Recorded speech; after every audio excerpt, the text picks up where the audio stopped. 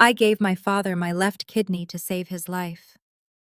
The recovery took 10 agonizing weeks, leaving me with a 6-inch scar that still bled through my bandages.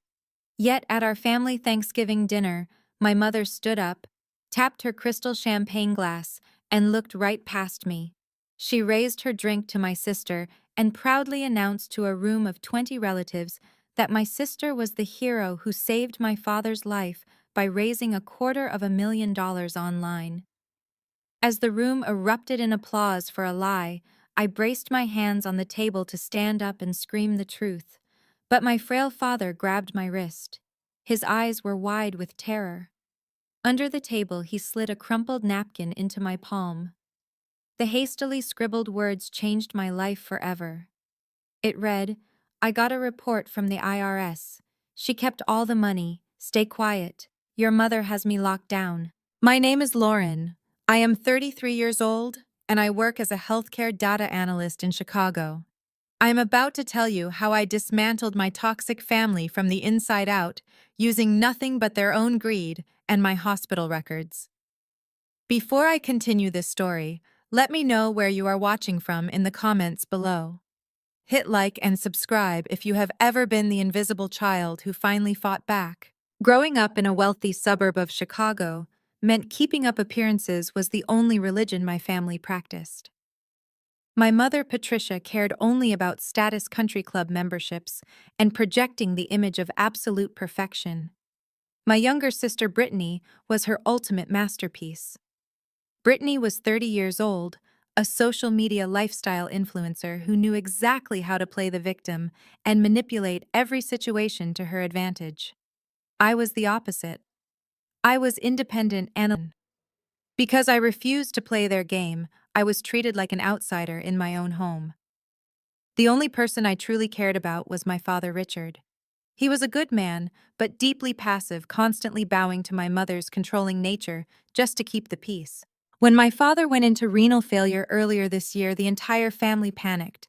His kidneys were shutting down and the transplant waiting list was years long. Without hesitation, I got tested. I was a perfect match. I did not do it for praise or for my mother's approval. I did it because I loved my dad. The surgery was brutal. They removed my left kidney, leaving me with a deep, jagged incision across my lower abdomen. The recovery was supposed to be supported by family, but my mother told me she simply could not spare the time to help me at my apartment because she was too busy managing my father's post-operative care. For 10 weeks, I suffered alone. I struggled to stand up to cook for myself to manage my pain. I wore a tight surgical binder every single day just to keep my core supported. Meanwhile, my sister Brittany took to the internet. She launched a massive fundraising campaign recording tearful videos about our father's failing health and begging her followers to help cover the astronomical medical bills. The campaign went viral. She raised exactly $250,000. But here's the detail that made my blood boil. My premium corporate health insurance covered every single cent of the transplant. My father did not owe the hospital a dime. I knew this because I was the donor, and I processed healthcare data for a living. I assumed Brittany was raising the money to help cover his long-term at-home care or expensive anti-rejection medications. I had no idea how dark the truth actually was. That brings us to Thanksgiving. It was my first time back at the family mansion since the surgery. I sat at the long dining table surrounded by 20 aunts, uncles, and cousins. I was in intense physical discomfort. The surgical binder was I shifted in my seat, wincing just as my mother stood up at the head of the table. She tapped her silver fork against her champagne glass. The lively chatter in the room instantly died down. She looked radiant in her expensive designer dress, projecting the image of a resilient matriarch. I want to take a moment to reflect on everything we have to be thankful for this year, my mother said, her voice dripping with artificial emotion. As you all know, Richard nearly left us. It was the most terrifying period of our lives, but we were saved. We were saved by the tireless, selfless dedication of my beautiful daughter. She extended her glass toward Brittany. Brittany sat there wearing a brand new designer outfit, holding hands with her husband, Jamal. Jamal is a 32-year-old African-American city councilman who recently launched a high-profile re-election campaign. He smiled proudly at his wife, completely unaware that the woman he married was a fraud. To Brittany, my mother continued loudly, "You stayed up night after night organizing that fundraiser. You carried the emotional weight of this entire family on your shoulders. Because of your brilliant campaign, you raised $250,000 and paid off the medical debt that would have bankrupted us.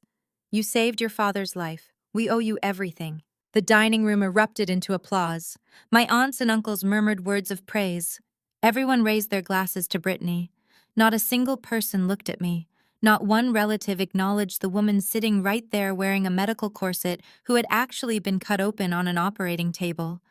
Brittany smiled humbly, playing the perfect martyr, soaking up the validation she had stolen directly from my bleeding body. A hot, suffocating rage rose in my chest. My vision tunneled. The sheer audacity of my mother to erase my physical sacrifice just to elevate her golden child was sickening. I placed both hands flat on the edge of the mahogany to stand up. I was going to rip my shirt open, show them the bloody bandages, and scream the truth until the crystal glasses shattered. But before I could lock my knees and rise, a trembling hand clamped down hard on my wrist. It was my father. He was sitting to my left, looking shockingly frail in a loose gray sweater. I looked over at him, ready to pull my arm away, but the expression on his face stopped me cold. He was not looking at me with his usual passive submission. His eyes were wide with sheer terror. He glanced frantically toward my mother, who was still smiling at the far end of the table, and then he looked back at me. Under the cover of the heavy linen tablecloth, his trembling fingers slid a crumpled paper napkin into the palm of my hand. He squeezed my fingers closed over it, his grip desperate and urgent. Then he quickly pulled his hand away and picked up his water glass, pretending to take a sip. I slowly lowered my hands to my lap.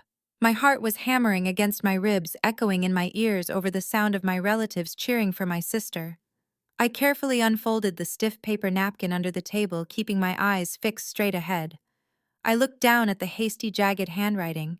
The ink was slightly smudged, written by a man who was clearly shaking. The message contained only 4 short sentences, but they were enough to make the air leave my lungs completely. It read, "I got a report from the IRS. She kept all the money. Stay quiet. Your mother has me locked down." I stared at those words until they blurred. She kept all the money. $250,000. My mother and sister had not just stolen my sacrifice to boost their egos. They had committed massive, systematic fraud. And judging by the fear in my father's eyes and the words locked down, they were holding him captive to get away with it. I looked up from the napkin and stared directly at my mother, who was now hugging Brittany. I did not stand up. They had no idea that they had just handed a healthcare data analyst the exact thread needed to unravel their entire lives. The clinking of silverware and boisterous laughter resumed in the dining room as the dessert plates were cleared. I carefully slipped the crumpled napkin into the pocket of my slacks. Every movement sent a sharp flare of heat through my abdominal wall, but I forced myself to walk upright. I waited until my mother excused herself to fetch the coffee service before following her through the swinging double doors into the massive gourmet kitchen. The heavy wooden doors swung shut behind me, cutting off the noise of the party. Patricia stood by the marble island arranging silver spoons on a silver tray. She did not even look up when I walked in. "Are you quite finished trying to draw attention to yourself, Lauren?" she asked, her tone sharp and clipped. "Your posture at the table was atrocious. You looked like you were going to be sick right on the centerpiece." I stepped closer to the island, ignoring the throbbing pain under my surgical binder. I pulled the crumpled napkin from my pocket and smoothed it flat on the pristine marble countertop, right next to her silver tray. "What is this?" I asked, keeping my voice dangerously low. Patricia finally paused. She glanced down at the napkin. Her perfectly manicured fingers hesitated for only a fraction of a second before she casually resumed arranging the spoons. Her face remained a mask of flawless indifference. "It looks like trash," she replied smoothly. "Which is exactly where it belongs." "Dad says you have him locked down," I pressed, leaning forward. "He says Brittany kept the $250,000. The IRS sent a report. You committed fraud, Mom. My insurance covered every penny of that transplant. I know because I am the one who gave him the kidney, and I know how the billing works. Patricia set down the last spoon, adulterated contempt. "You listen to me, you jealous, unstable spinster," she hissed, stepping into my personal space. Her voice was a venomous whisper designed to stay within the walls of the kitchen. "You have spent your entire life trying to ruin your sister's spotlight. You are 33 years old, living alone in a sterile apartment, staring at spreadsheets all day. You have no husband. You have no children. You have absolutely nothing to be proud of except this one desperate act of martyrdom." My breath caught in my throat. The sheer cruelty of her words felt like a physical blow, but I refused to break eye contact. "You think handing over an organ entitles you to run this family?" she continued, her eyes flashing with malice. "You think it makes you special. It does not. Brittany is the heart of this family. She sacrificed her time, her image, and her emotional well-being to organize that campaign. Do you have any idea how exhausting it is to manage public relations during a medical crisis? That money was compensation for her trauma. It is securing her future." Compensation, I repeated, feeling a sickening wave of realization. "You let her steal $250,000 from strangers who thought they were saving a dying man. You are holding Dad hostage in his own home to keep him quiet. Your father is a sick, confused old man who does not understand complex finances," she snapped. "He is receiving the best care money can buy. My care. If you breathe a word of your little conspiracy theories to anyone, I will have you committed. You already have a history of needing therapy, Lauren. Who do you think the police will believe? The respected matriarch and her prominent influencer daughter? Or the bitter, lonely woman who clearly suffered a mental break after a major surgery?" She reached out and snatched the napkin from the counter. She tore it into tiny pieces and dropped them into the stainless steel trash can. "You are going to walk back out there," to smile. "You are going to congratulate your sister. And then, you are going to go back to your miserable little life and stay out of ours." I stood frozen. The physical pain in my stomach was nothing compared to the chilling realization of exactly who my mother was. She was not just a narcissist, she was a calculated criminal, willing to destroy her own husband and daughter to protect her golden child. Before I could formulate a response, the kitchen doors swung open. "Hey, Patricia, do you need any help with the coffee?" The heavy tension in the room instantly evaporated. Jamal walked in wearing a sharply tailored navy suit. At 32, he possessed a natural charisma that made him incredibly successful in local politics. As a city councilman running for a highly contested re-election, he carried himself with an effortless, commanding warmth. He was a genuinely good man, a stark contrast to the viper pit he had married into. Patricia immediately transformed. Her face softened into a bright, welcoming smile. "Oh, Jamal, sweetheart, no, I have it completely under control. Lauren and I were just having a quiet moment catching up." Jamal smiled warmly and walked over to us. He placed a gentle hand on my shoulder, careful not to jostle me. "Lauren, I am so glad I caught you alone for a second," he said. His deep voice was filled with absolute sincerity. "I really wanted to thank you." I stared at him, trying to process the whiplash of the shifting atmosphere. "Thank me for what?" "For being such an incredible rock for Brittany," he said, looking at me with nothing but admiration. "I know the surgery was hard on you, but Brittany has been an absolute wreck these past few months. Organizing that GoFundMe, dealing with the hospital billing department, negotiating with the collection agencies. It completely drained her. She was up until 3 in the morning crying over those hospital invoices." I felt the floor drop out from under me. Every single word he was saying. When we finally hit that fundraising goal and paid off the hospital last week, the relief on her face was indescribable. He continued, shaking his head in awe of his wife. "I am just so incredibly proud of her. But I know she could not have held it together without your sacrifice. Giving Richard your kidney gave Brittany the time she needed to save him financially. You are a hero, Lauren." I glanced past Jamal. Patricia was watching me like a hawk, her eyes daring me to speak. In that fraction of a second, the entire puzzle snapped together in my analytical mind. Jamal was clean. He was a rising political star, an African-American man who had built his career on a platform of transparency and community trust. Brittany had not just lied to the internet and to our father, she had lied to her own husband. She had manufactured a fake crisis, fabricated fake hospital invoices, and convinced the man she slept next to that she was a savior. Jamal thought the $250,000 went directly to the hospital. He had absolutely no idea the money was sitting in his wife's bank account. The sheer scale of the deception was breathtaking. If Jamal knew the truth, it would destroy his marriage. If the public found out, it would destroy his political career. Brittany had tied an anchor of federal fraud around her innocent husband's neck. I looked back at Jamal, forcing my facial muscles to relax. I swallowed the bile rising in my throat and gave him a soft, convincing smile. "You are welcome, Jamal," I said, my voice steady and clear. Brittany certainly did put on an unforgettable performance. I am just glad I could be here to see exactly how it all turned out.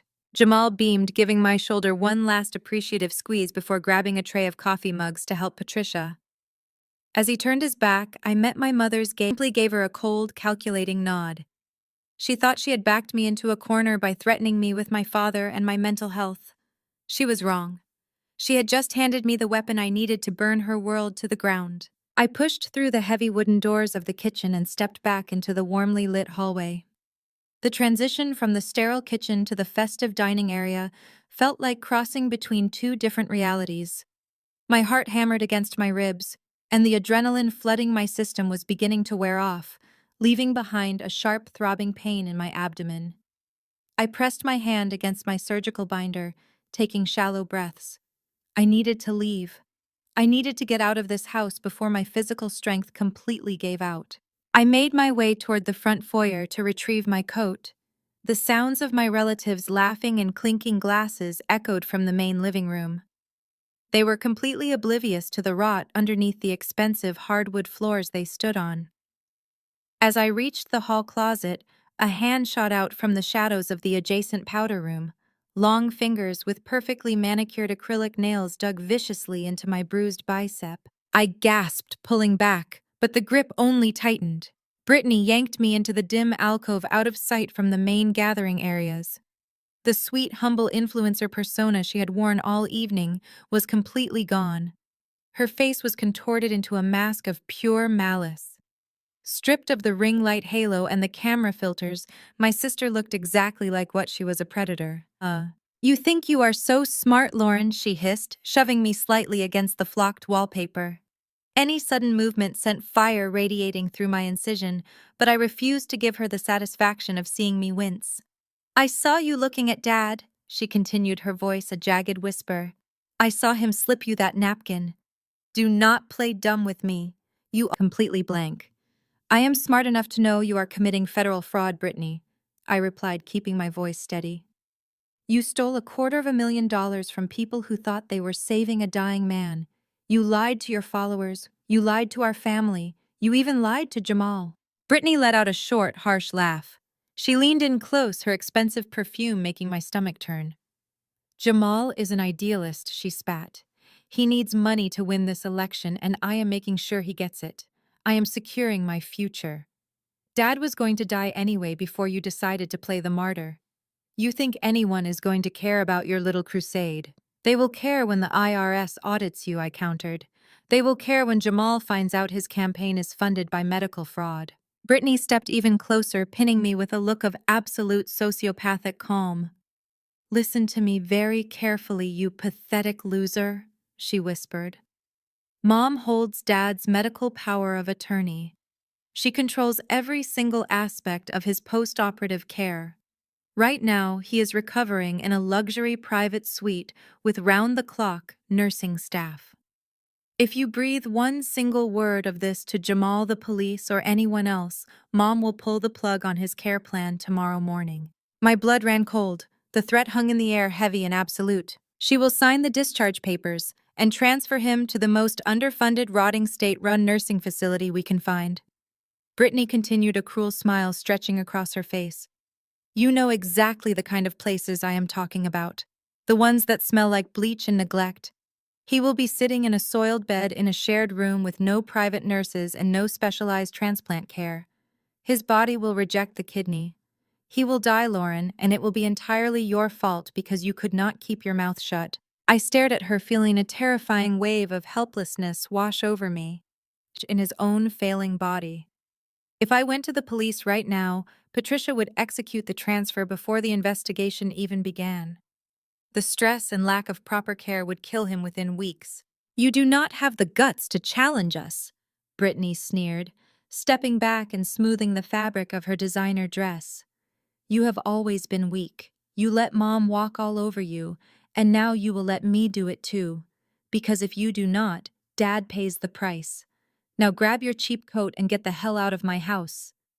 She turned on her heel and walked back toward the dining room, seamlessly slipping her vibrant influencer smile back onto her face as she rejoined the party. I stood in the alcove trembling. The physical agony radiating from my surgical wound was blinding, but the emotional shock was worse.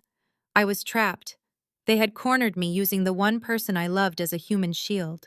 I grabbed my wool coat from the closet, moving mechanically. I did not say goodbye to anyone. I walked out the heavy front door and stepped into the freezing Chicago night. The icy wind hit my face, serving as a harsh reminder of reality. I slowly made my way down the long paved driveway toward my modest sedan. Every step required monumental effort. By the time I reached my car, I was gasping for air, tears of pain and frustration stinging my eyes. I climbed into the driver's seat and locked the doors. The silence of the car was deafening. I leaned my head against the steering wheel, closing my eyes. I pictured my father, frail and terrified, sliding that napkin into my hand. He had risked everything to warn me. He was relying on me. Brittany and Patricia thought my silence was guaranteed. They thought because I was quiet, I was defeated. They thought their threats had paralyzed me. But they had made one catastrophic miscalculation. They forgot what I do for a living. I am a healthcare data analyst. I spend supply chains and audit insurance claims. I know exactly how hospitals process payments. I know how to follow digital footprints through the labyrinth of corporate healthcare networks. I know how to find the money. My mother and sister were playing a game of social manipulation and emotional blackmail. But fraud leaves a paper trail. Every forged invoice, every wire transfer, every cent that moved from that GoFundMe account into Brittany's pockets existed as a line of data. And data never lies. I opened my eyes, staring out through the frost-covered windshield. The tears had stopped. The panic was gone, replaced by a cold, calculating clarity. I was not going to scream. I was not going to argue with them. I was going to tear their entire lives apart, line by line, spreadsheet by spreadsheet. I would build a case so bulletproof, so undeniably solid, that no amount of gaslighting or victim playing could save them. I would secure my father's safety first, and then I would drop the hammer. I started the engine, the heater roaring to life. They wanted to use my kidney to fund their luxury lifestyle. They were about to learn that taking a piece of me came with a lethal price. I shifted the car into drive and pulled away from the mansion, ready to go to war. I pulled away from the mansion, fully ready to go to war. The long drive back to my downtown Chicago apartment was a blur of neon streetlights and freezing rain. The moment I locked my heavy deadbolt behind me, the adrenaline finally crashed. My knees buckled, and I collapsed against the solid wooden door, gasping as a fresh wave of fire tore through my abdomen. The tight surgical binder felt suffocating, soaked with cold sweat, and a faint trace of fresh blood. I squeezed my eyes shut, riding out the wave of physical agony. I forced myself to stand. There was no time for weakness. I limped down the narrow hallway into my home office, a cramped space. This was my sanctuary. This was where I held all the power. I lowered myself into my ergonomic chair, gritting my teeth against the sharp pull of my healing core muscles. I booted up my encrypted workstation. The low hum of the processor filled the quiet room. I brewed a strong pot of black coffee and set the steaming mug beside my keyboard. As a living organ donor, my medical file was intrinsically, legally, and permanently linked to my father's recipient file. The hospital protocol mandated absolute transparency for transplant pairs, ensuring both parties understood the comprehensive financial and medical scopes of the highly invasive procedure. Patricia and Brittany clearly did not understand how interconnected the digital healthcare landscape truly was. They operated on outdated assumptions. They assumed they could gatekeep the physical paperwork, intercept the mailed envelopes, and keep me completely in the dark. They were absolute fools. I logged into the Central Hospital patient portal using my secure two-factor authentication. The sterile blue and white interface loaded instantly on my center monitor. I quickly navigated past my surgical recovery notes and blood work results. I clicked directly into the joint financial ledger. The portal system prompted a strict secondary security check. I typed in my credentials without a second of hesitation. The screen populated with rows upon rows of billing codes, insurance adjustments, and provider fees. To a normal person looking at the screen, it would look like a meaningless, intimidating wall of numbers and obscure medical jargon. To me, it was a perfectly illuminated roadmap. I ran a complex data extraction script, filtering the thousands of line items from the day of our initial pre-op screenings all the way down to my father's current luxury recovery suite charges. I cross-referenced the billing. I work for one of the largest healthcare data firms in the entire country. Our employee insurance policy is platinum tier, specifically designed to cover catastrophic events and major transplant surgeries at 100% to actively encourage living donors. I watched the green progress bar on my screen race toward completion. The final spreadsheet generated, laying out the aggregate costs in bold black text. Gross hospital charges totaled just over $300,000. My eyes tracked across the screen to the column labeled Insurance Payout. The number matched exactly. I scrolled down to the final column, the Patient Responsibility. The amount my father supposedly owed out of pocket for the entire ordeal. The number was zero. Absolutely zero. My insurance had covered every single cent. The elite surgeon fees the operating room cost, the anesthesiologist the expensive anti-rejection medications, and even the private post-operative recovery suite. It was all fully paid. The GoFundMe campaign was built on a complete and total fabrication. There was no crippling medical debt threatening to destroy the family. There was no threat of bankruptcy looming over my parents' heads. The entire narrative of a family drowning in hospital bills was a calculated, highly lucrative scam. My hands hovered over the mechanical keyboard. I pulled up a secondary browser window and navigated directly to the GoFundMe page Brittany had created. The campaign banner featured a heartbreaking photo of my father in a hospital bed, a photo clearly taken before his surgery when he looked his absolute worst. The progress bar proudly displayed $250,000 raised from thousands of sympathetic donors. I scrolled through the campaign updates. Brittany had posted tearful videos and impassioned pleas for urgent financial help to prove to her trusting followers that the funds were desperately needed. It was an invoice purportedly from the hospital billing department showing a massive outstanding balance of $245,000. I downloaded the image file and pulled it into my forensic analysis software. I split my monitors, placing the official hospital ledger on the left and Brittany's uploaded invoice on the right. The discrepancies were glaringly obvious to a trained eye. The font kerning on the hospital logo was slightly off-center. The billing codes listed did not match the National Correct Coding Initiative standards.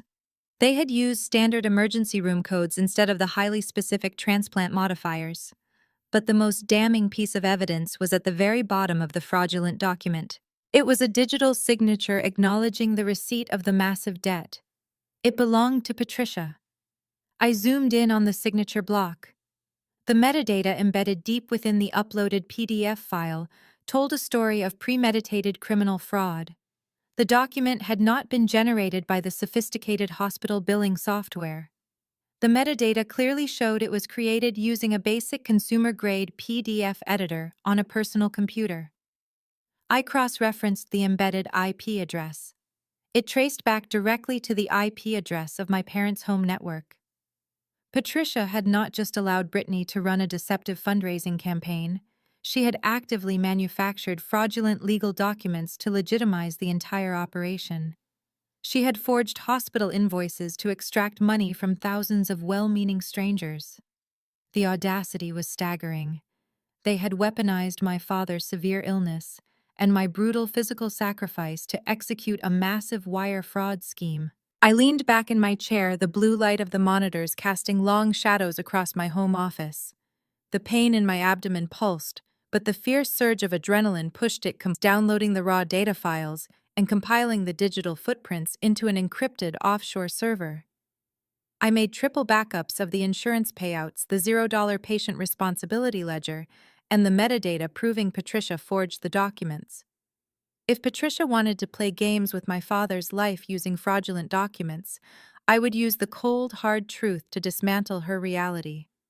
I reached for my coffee mug, my mind already racing to the next logical step. Finding out the truth about the hospital bills was only the beginning. Now I needed to follow the money and see exactly where that $250,000 had actually gone. I set down my empty coffee mug and cracked my knuckles. The hospital portal was closed and securely backed up to my offline server. Now it was time to follow the money. GoFundMe campaigns leave a highly visible digital trail if you know exactly where to look and how to exploit the data. Brittany was arrogant and sloppy.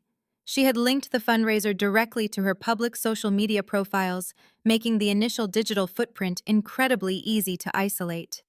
I opened a secure terminal on my left monitor and ran a reverse lookup on the routing numbers associated with the massive campaign withdrawals. I expected to see the funds routed directly into my sister's personal checking account. I assumed she would simply transfer the money and start swiping her debit card at luxury boutiques.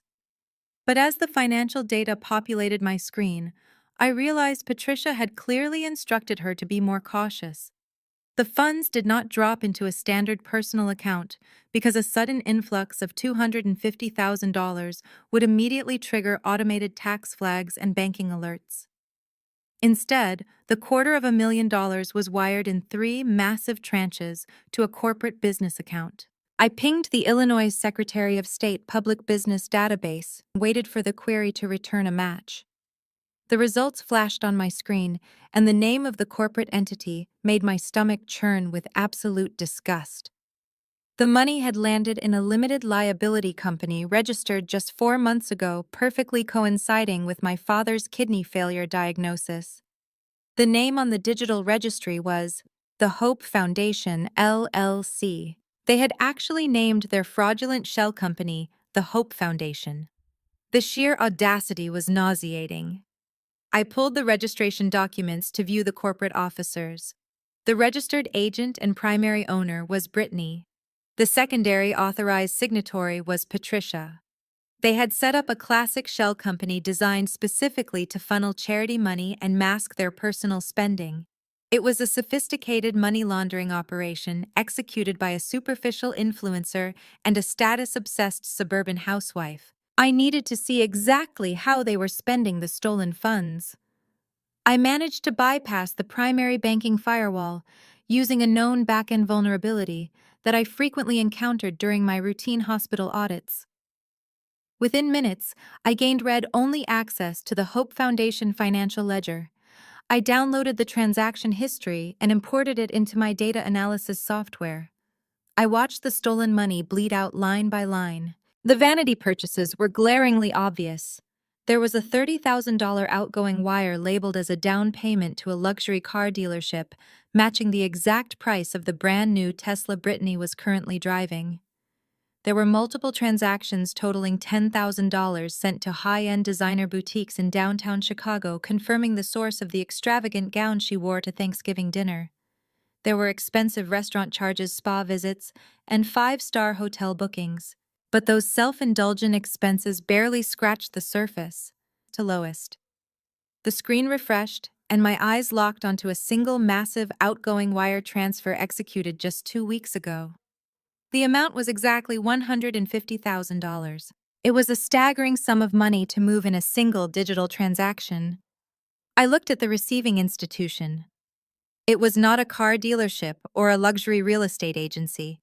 It was sent to a specialized financial institution that exclusively managed political campaign funds and electoral war chests.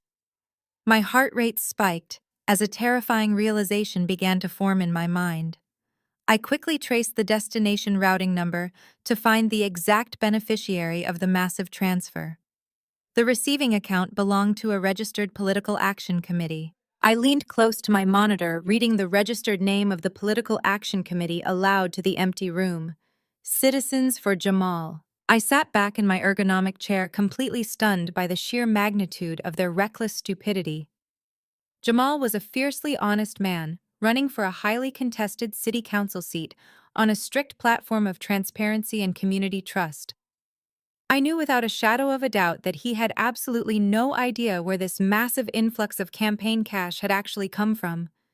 Brittany must have lied directly to his face. She likely told him she had secured a wealthy private donor or funneled her lucrative social media influencer sponsorships directly into his political war chest. She smiled in his face, kissed him goodnight, and turned the man she supposedly loved into an unwitting accomplice to a catastrophic federal crime. The puzzle was completely solved. Patricia and Brittany did not just steal money to buy nice things. They stole money to buy political power.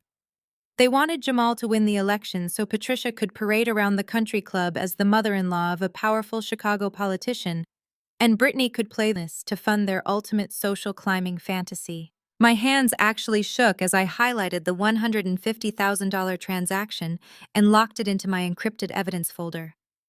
This was no longer just a bitter family dispute over a stolen GoFundMe campaign. This was no longer a simple civil matter of forged hospital bills. This was felony wire fraud. This was deliberate money laundering. This was a severe and highly illegal violation of federal campaign finance laws. The Federal Bureau of Investigation does not just slap wrists for moving stolen charity funds into political campaigns. They destroy lives. They seize assets. They hand down lengthy federal prison sentences. Patricia thought she had trapped me by threatening to move my father to a substandard nursing home. She thought she held all the leverage because she controlled his medical power of attorney. But looking at the explosive federal evidence glowing on my monitors, I realized she was completely defenseless. I had the smoking gun that would absolutely obliterate her world.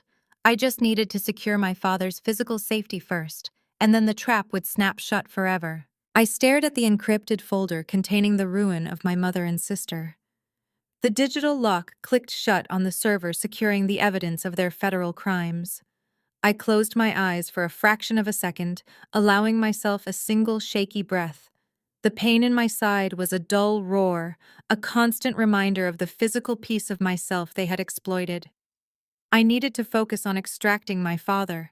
He was the only vulnerable piece left on the board. If I moved against Patricia while he was still under her roof, she would execute her threat and transfer him to a decaying state facility.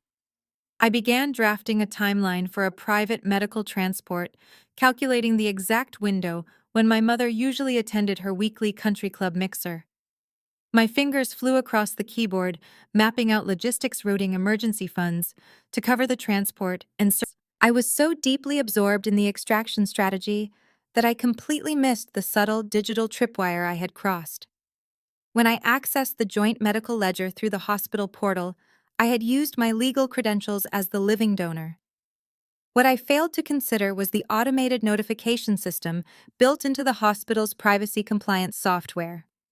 As the registered medical power of attorney, Patricia received a highly detailed email alert whenever a secondary party accessed the restricted financial tiers of my father's medical file. I did not know it at that exact moment, but Patricia was sitting in her lavish living room sipping her morning coffee when the hospital alert popped up on her phone.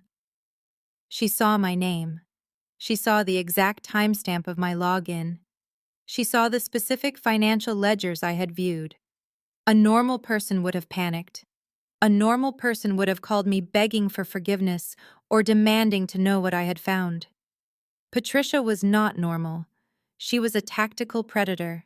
She immediately recognized the existential threat I posed to her carefully curated life. Instead of confronting me directly, she chose a method designed to completely paralyze me. She knew exactly where I worked. She knew how incredibly strict my healthcare data firm was regarding patient privacy and data security. She picked up her phone, masked her caller identification, and dialed the corporate compliance hotline for my employer. Playing the role of a concerned, anonymous citizen, she spun a masterful lie. She reported that a senior data analyst named Lauren was illegally utilizing proprietary corporate software to bypass hospital firewalls and unlawfully access the restricted medical records of a high-profile patient. She threw around aggressive keywords like HIPAA violation data breach just before noon. I was finishing the medical transport booking when my corporate email chimed with a high-priority notification. It was a calendar invite from the Director of Human Resources and the Chief Compliance Officer. The subject line simply read, "Urgent Personnel Review." The meeting was scheduled to begin in exactly 2 minutes. A cold knot formed in my chest. HR never scheduled immediate mandatory meetings unless someone was being terminated. I clicked the Zoom link, my heart pounding a frantic rhythm against my ribs. The video connected, revealing the sterile white walls of the corporate human resources office. Two unsmiling executives stared back at me through the webcam. They did not engage in any pleasantries. The chief compliance officer leaned forward, his face a mask of bureaucratic severity. He informed me that the company had received a highly credible anonymous tip just an hour ago. The tip alleged that I had committed a gross violation of the Health Insurance Portability and Accountability Act. They accused me of utilizing company hardware to illegally access and download the restricted medical and financial files of an external patient without proper medical authorization. I sat frozen in my ergonomic chair. I immediately tried to defend myself. I kept my voice steady, explaining that the patient in question was my own father. I stated clearly that I was his living organ donor and that I possessed full legal authorization to view our joint medical billing ledgers through the standard patient portal. I told them I was simply reviewing my own insurance explanations of benefits. The HR director shook her head, her expression entirely unsympathetic. She stated that while I might have personal portal access, the anonymous tip specifically alleged I used with that exact hospital network, any allegation of a data breach had to be treated as a catastrophic liability. They could not simply take my word for it. They had to launch a full-scale forensic audit of my workstation, my network traffic, and my recent data queries to ensure the company was not exposed to federal lawsuits. Until that comprehensive investigation was completed, they had no choice but to neutralize the potential threat. The HR director delivered the final blow with chilling efficiency. Effective immediately, I was suspended from my position without pay. I was ordered to cease all work activities and prohibited from contacting any clients or colleagues. Before I could even formulate another sentence to protest the suspension, my work monitor went completely black. The company IT department had executed a remote lockout. My corporate email, my internal messaging channels, and my secure databases were completely wiped from my system. The Zoom call abruptly disconnected, leaving me staring at my dark reflection in the dead monitor. The silence in my apartment was deafening. I sat alone in my home office, the pain in my surgical wound radiating outward, matching the sickening realization of what had just happened. Patricia had not just retaliated.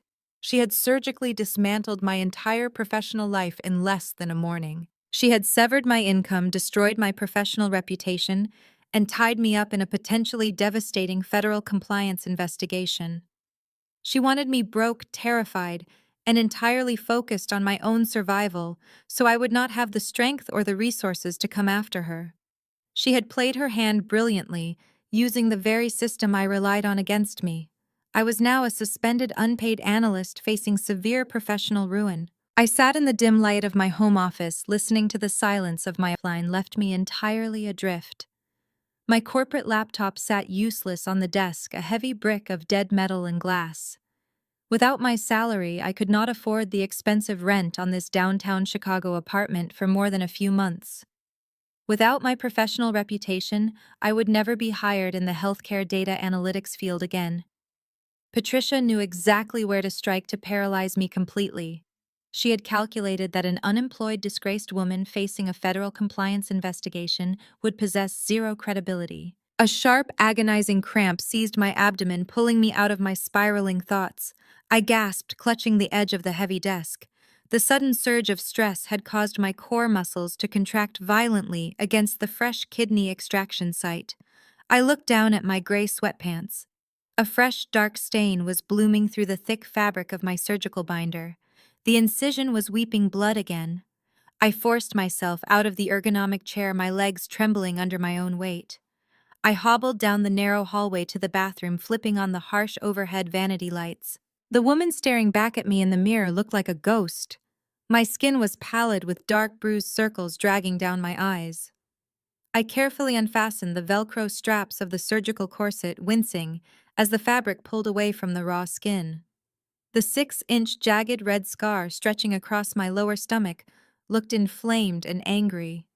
I grabbed a clean gauze pad and pressed it firmly against the seeping wound, closing my eyes against the intense burning sensation. This was my reward for trying to save my father's life. I was bleeding alone in a silent apartment, suspended from my career and framed as a criminal by the very woman who gave birth to me. Patricia and Brittany had successfully neutralized me. They had cornered me in a space where speaking out would destroy my father and staying quiet would mean the isolation was absolute. I had no husband to lean on, no siblings who cared, and a father who was currently locked away as a literal hostage in a luxury rehabilitation suite. I sank to the cold tile floor of the bathroom, holding the bloody gauze to my side. The walls of the apartment felt like they were closing in, crushing the remaining breath out of my lungs. For a long, terrifying hour, I let the darkness win. I let the pain and the betrayal wash over me in freezing, suffocating waves. But as the blood slowly clotted beneath the fresh bandages, a different kind of sensation began to take hold. It started as a tiny spark of defiance deep in my chest and rapidly ignited into a blazing, uncontrollable inferno. I was not that helpless little girl anymore. I was a highly trained data analyst who had just secured the digital equivalent of a nuclear bomb. Patricia had severed my corporate network access, but she forgot one crucial detail. My offline server was completely independent of my employer's hardware. I pushed myself off the bathroom floor, ignoring the lingering ache in my side. I walked back into the office and bypassed the dead corporate laptop. I powered on my personal encrypted desktop tower. The screen flared to life, displaying the heavily secured offshore server where I had meticulously stored every single piece of evidence. I did not need my company to destroy Patricia and Brittany. I only needed a printer. I loaded the tray of my high-capacity laser printer with a fresh ream of paper and hit execute. The machine hummed to life, churning out page after page of undeniable truth. I watched the physical manifestation of their federal crimes pile up in the output tray. The $0 hospital ledger proving my insurance covered everything. The forged out-of-pocket medical in $250,000 from GoFundMe straight into the Hope Foundation shell company. The final damning wire transfer of $150,000 funneled directly into Jamal's political action committee. I stacked the papers into neat, pristine piles across the surface of my desk. A normal person would have grabbed these files and driven straight to the nearest police precinct. I wanted to do exactly that. I wanted to watch the authorities kick down the door of that suburban mansion and drag my mother out in handcuffs. But my analytical mind slammed the brakes on my impulsive rage. If I went to the police right now, the bureaucratic machine would move far too slowly. Investigators would need days, perhaps weeks, to verify the financial documents and secure warrants. Patricia would be notified the moment the inquiry began. The very first thing she would do to retaliate would be executing her threat against my father. She held his medical power of attorney. She could legally sign him out of his premium care suite and dump him into a neglectful state-run facility before the police even finished their preliminary interviews. His compromised immune system would never survive the shock. I could not drop the hammer until Richard was completely out of the blast radius. I needed an airtight extraction plan. I needed to physically remove my father from her grasp strip, her of that medical leverage, and secure him in a location she could never access. Only then could I unleash this avalanche of evidence. I grabbed a red marker and began drawing a tactical timeline on my whiteboard. The counterattack had officially begun. I spent the night mapping out extraction logistics on my whiteboard. By sunrise, I had a timeline, but zero sleep. My incision burned, reminding me of the physical toll this war was taking. I brewed coffee and sat heavily on my couch, turning on the television. I flipped to the local morning news.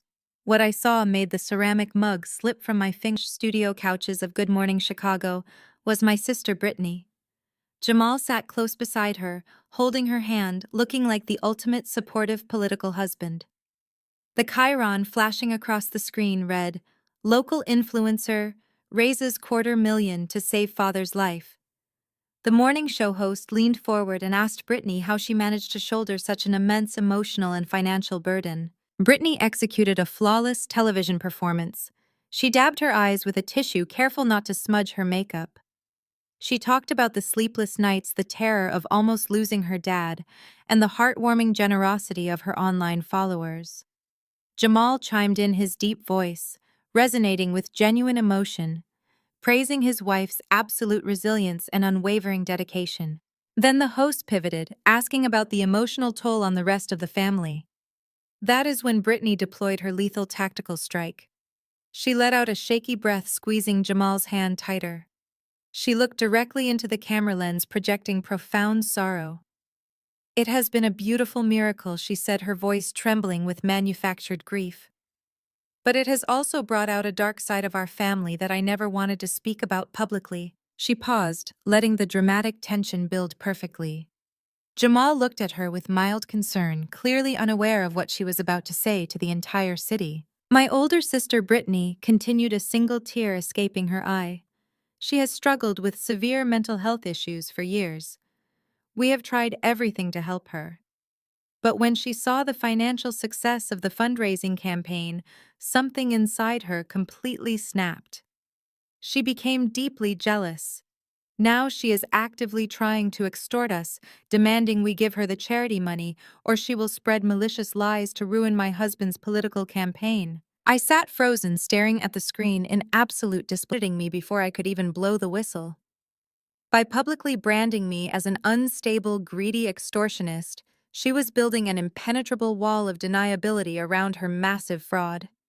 If I went to the press now, I would just look like the crazy, jealous sister fulfilling Brittany's exact prophecy. The host gasped, expressing profound sympathy, while Jamal looked stunned but fiercely protective, putting his arm around his weeping wife. Before the broadcast even cut to a commercial break, my cell phone vibrated violently against the coffee table. Then it buzzed again and again. Within 60 seconds, my phone was a non-stop cacophony of incoming notifications. I picked it up, my hands shaking with a mixture of residual shock and white-hot rage. The extended family group chat, which I had been silently observing for months, was absolutely exploding. My Aunt Carol sent a rapid barrage of texts. "You are an absolute monster, Lauren, trying to steal money from your dying father. You need psychiatric help immediately." My Uncle Greg chimed in, calling me a greedy sociopath who was officially dead to the entire extended family. Cousins I had not spoken to in years sent venomous messages telling me to stay away from the family and threatening to call the police if I ever came near Brittany or Jamal. Patricia had clearly primed them, fanning the flames of their self-righteous fury. But the assault was not limited to my blood relatives. Brittany had cleverly mobilized her massive digital army. Her followers, fiercely loyal and highly reactive, quickly located my personal social media profiles. The notifications bled from private text messages into direct messages and public comments. My professional LinkedIn page, my private Instagram account, everything was suddenly swarmed by hundreds of enraged strangers. They flooded my inbox with vile, hateful vitriol. Messages contained explicit physical threats, describing exactly what they would do to me if I ever tried to harm the sweet, heroic influencer who just saved her father's life. The digital avalanche was designed to completely break my spirit. Patricia and Brittany wanted me to look at my phone and feel the crushing weight of public hatred. They wanted me to collapse into a puddle of anxiety, terrified of the social consequences of speaking out. They wanted me to surrender. I slowly stood up, ignoring the shattered coffee mug and the pool of dark liquid seeping into my floorboards. I walked back into my home office and looked at the neat, pristine stacks of printed evidence covering my desk. The bank routing numbers, the forged hospital invoices, the illegal campaign finance transfers. The hate messages vibrating on my phone were just noise. It was a desperate, noisy smokescreen designed to hide a massive federal crime. I picked up my vibrating phone and held the power button until the screen went completely black. The silence that followed was absolute and empowering. Brittany had just played her biggest card on live television. She had committed herself to the lie in front of the entire city of Chicago, making her inevitable downfall infinitely more public and humiliating. She thought she was isolating me. In reality, she was just building a much taller pedestal to fall from. I grabbed the red marker and turned back to my tactical whiteboard. The smear campaign did not change the mission, it only accelerated the timeline. I needed to get my father out of Patricia's grasp today. I wiped up the spilled coffee and dumped the glass shards. My mind raced through extraction logistics. I needed a private ambulance and a secure facility Patricia could not track. As I mapped driving routes on my secondary monitor, a sharp knock echoed from my front door. It was the frantic pounding of someone who demanded immediate attention. Staring back through the lens was Brittany.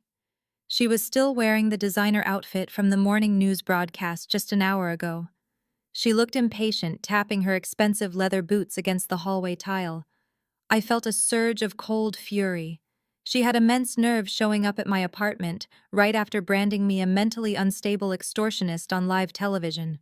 I adjusted my surgical binder to ensure my core was supported, took a steadying breath and unlocked the door. Brittany pushed past me before I even opened the door fully. She breezed into my living room, bringing the overpowering scent of her designer perfume into my modest space. She looked around with visible disdain curling her upper lip at my second-hand furniture. Outside my window, I could see the street-level parking lot. Gleaming under the harsh Chicago winter sky was a brand-new cherry-red Tesla. It was parked illegally, blocking the fire hydrant. She had literally driven her stolen charity loot directly to my front door. "You look terrible, Lauren," she said, turning to face me. Her tone was dripping with that same fake sympathy she used on television. "You really should consider taking better care of yourself. The stress of your delusions is clearly taking a toll on your health." I crossed my arms, careful not to press against my healing kidney incision.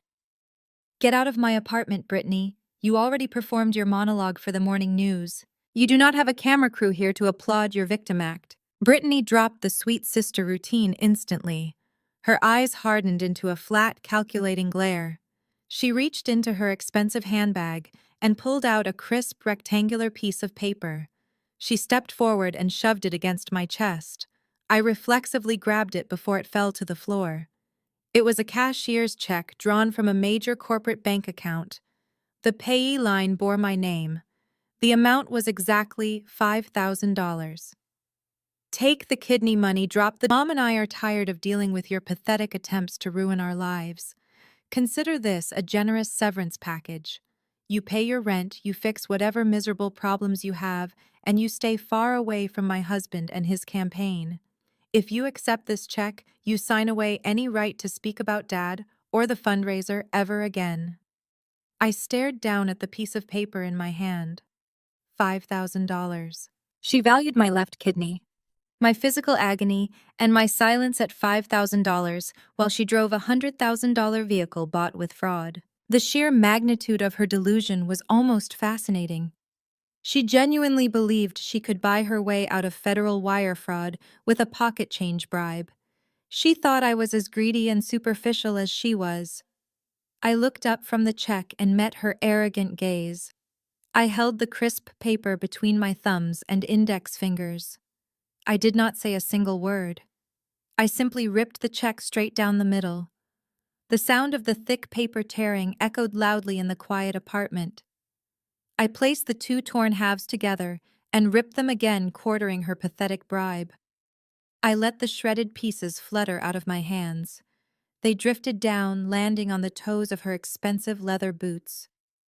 Brittany stared at the torn paper on the floor. Her jaw tightened and the skin around her eyes flushed with a dark, ugly rage. She stepped directly into my personal space, her voice dropping to a venomous whisper.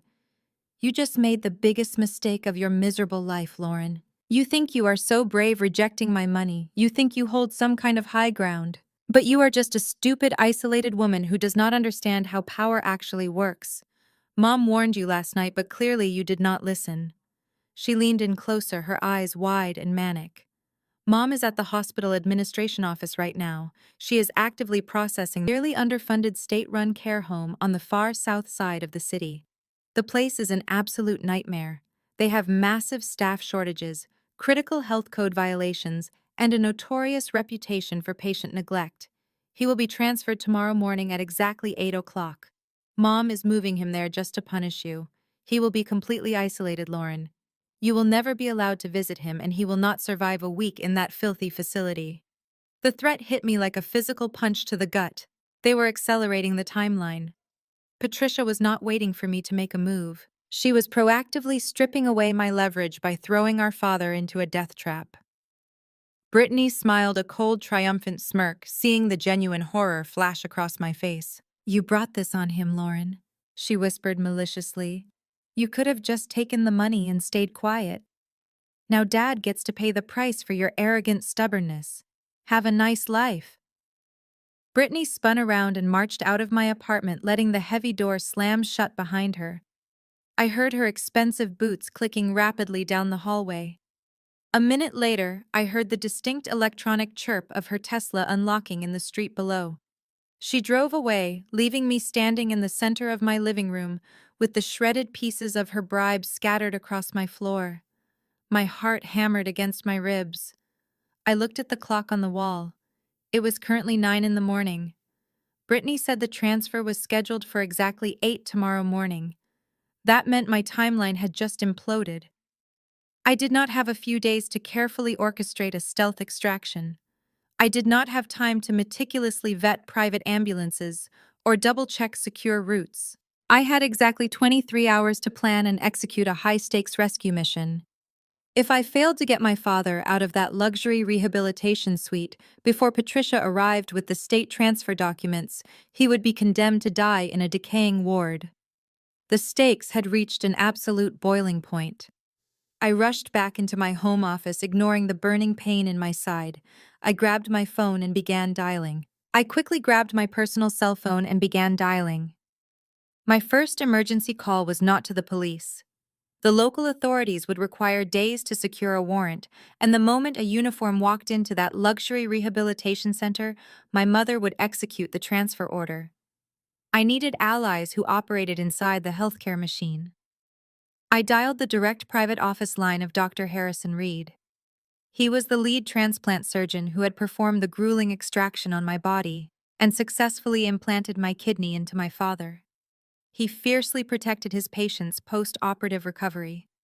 I used my status as a living donor to bypass the receptionist and get patched through immediately. When Dr. Reed answered, his voice was sharp and clinical, demanding to know my symptoms. I told him my father was in imminent danger. I explained that Patricia was actively processing paperwork to remove him from the premium post-operative suite and dump him into a severely underfunded state-run nursing facility on the south side of Chicago, simply to punish me. Moving a transplant patient 10 weeks into recovery was essentially a death sentence. The risk of opportunistic infection and organ rejection would skyrocket. He demanded to know why Patricia would authorize such a catastrophic medical decision. I gave him data. I sent a secure encrypted link to his email containing the forged hospital invoices bearing his own department's letterhead alongside the $0 patient responsibility ledger. He opened the files and recognized the forgery, immediately noting that the diagnostic codes were completely wrong for a renal transplant. I told him my sister used them to raise $250,000 online. I could hear his breath hitch. He realized his surgical work and his hospital's reputation were being weaponized to execute a massive financial scam.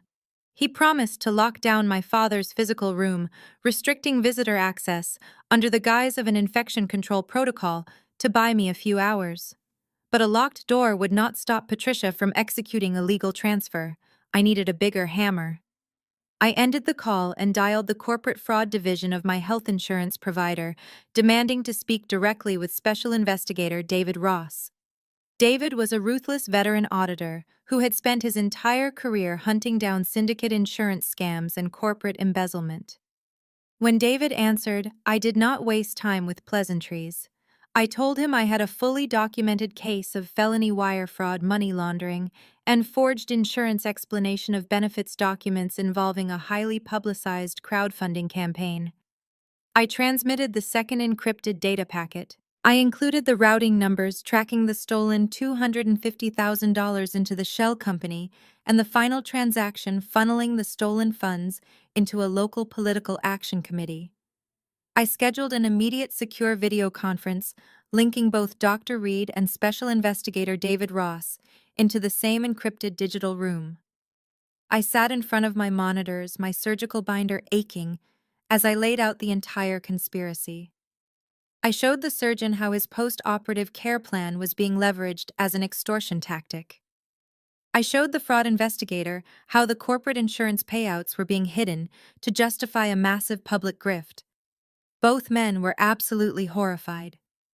David Ross leaned close to his webcam, his face tight with professional rage. He confirmed that the documents constituted massive federal offenses. He stated that forging hospital billing records to solicit public donations elevated the crime to a level that would bring down the Federal Bureau of Investigation.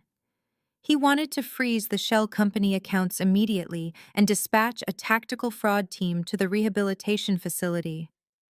I had to stop him. I stared directly into the webcam and explained the lethal legal trap Patricia had set. My mother held the medical power of attorney.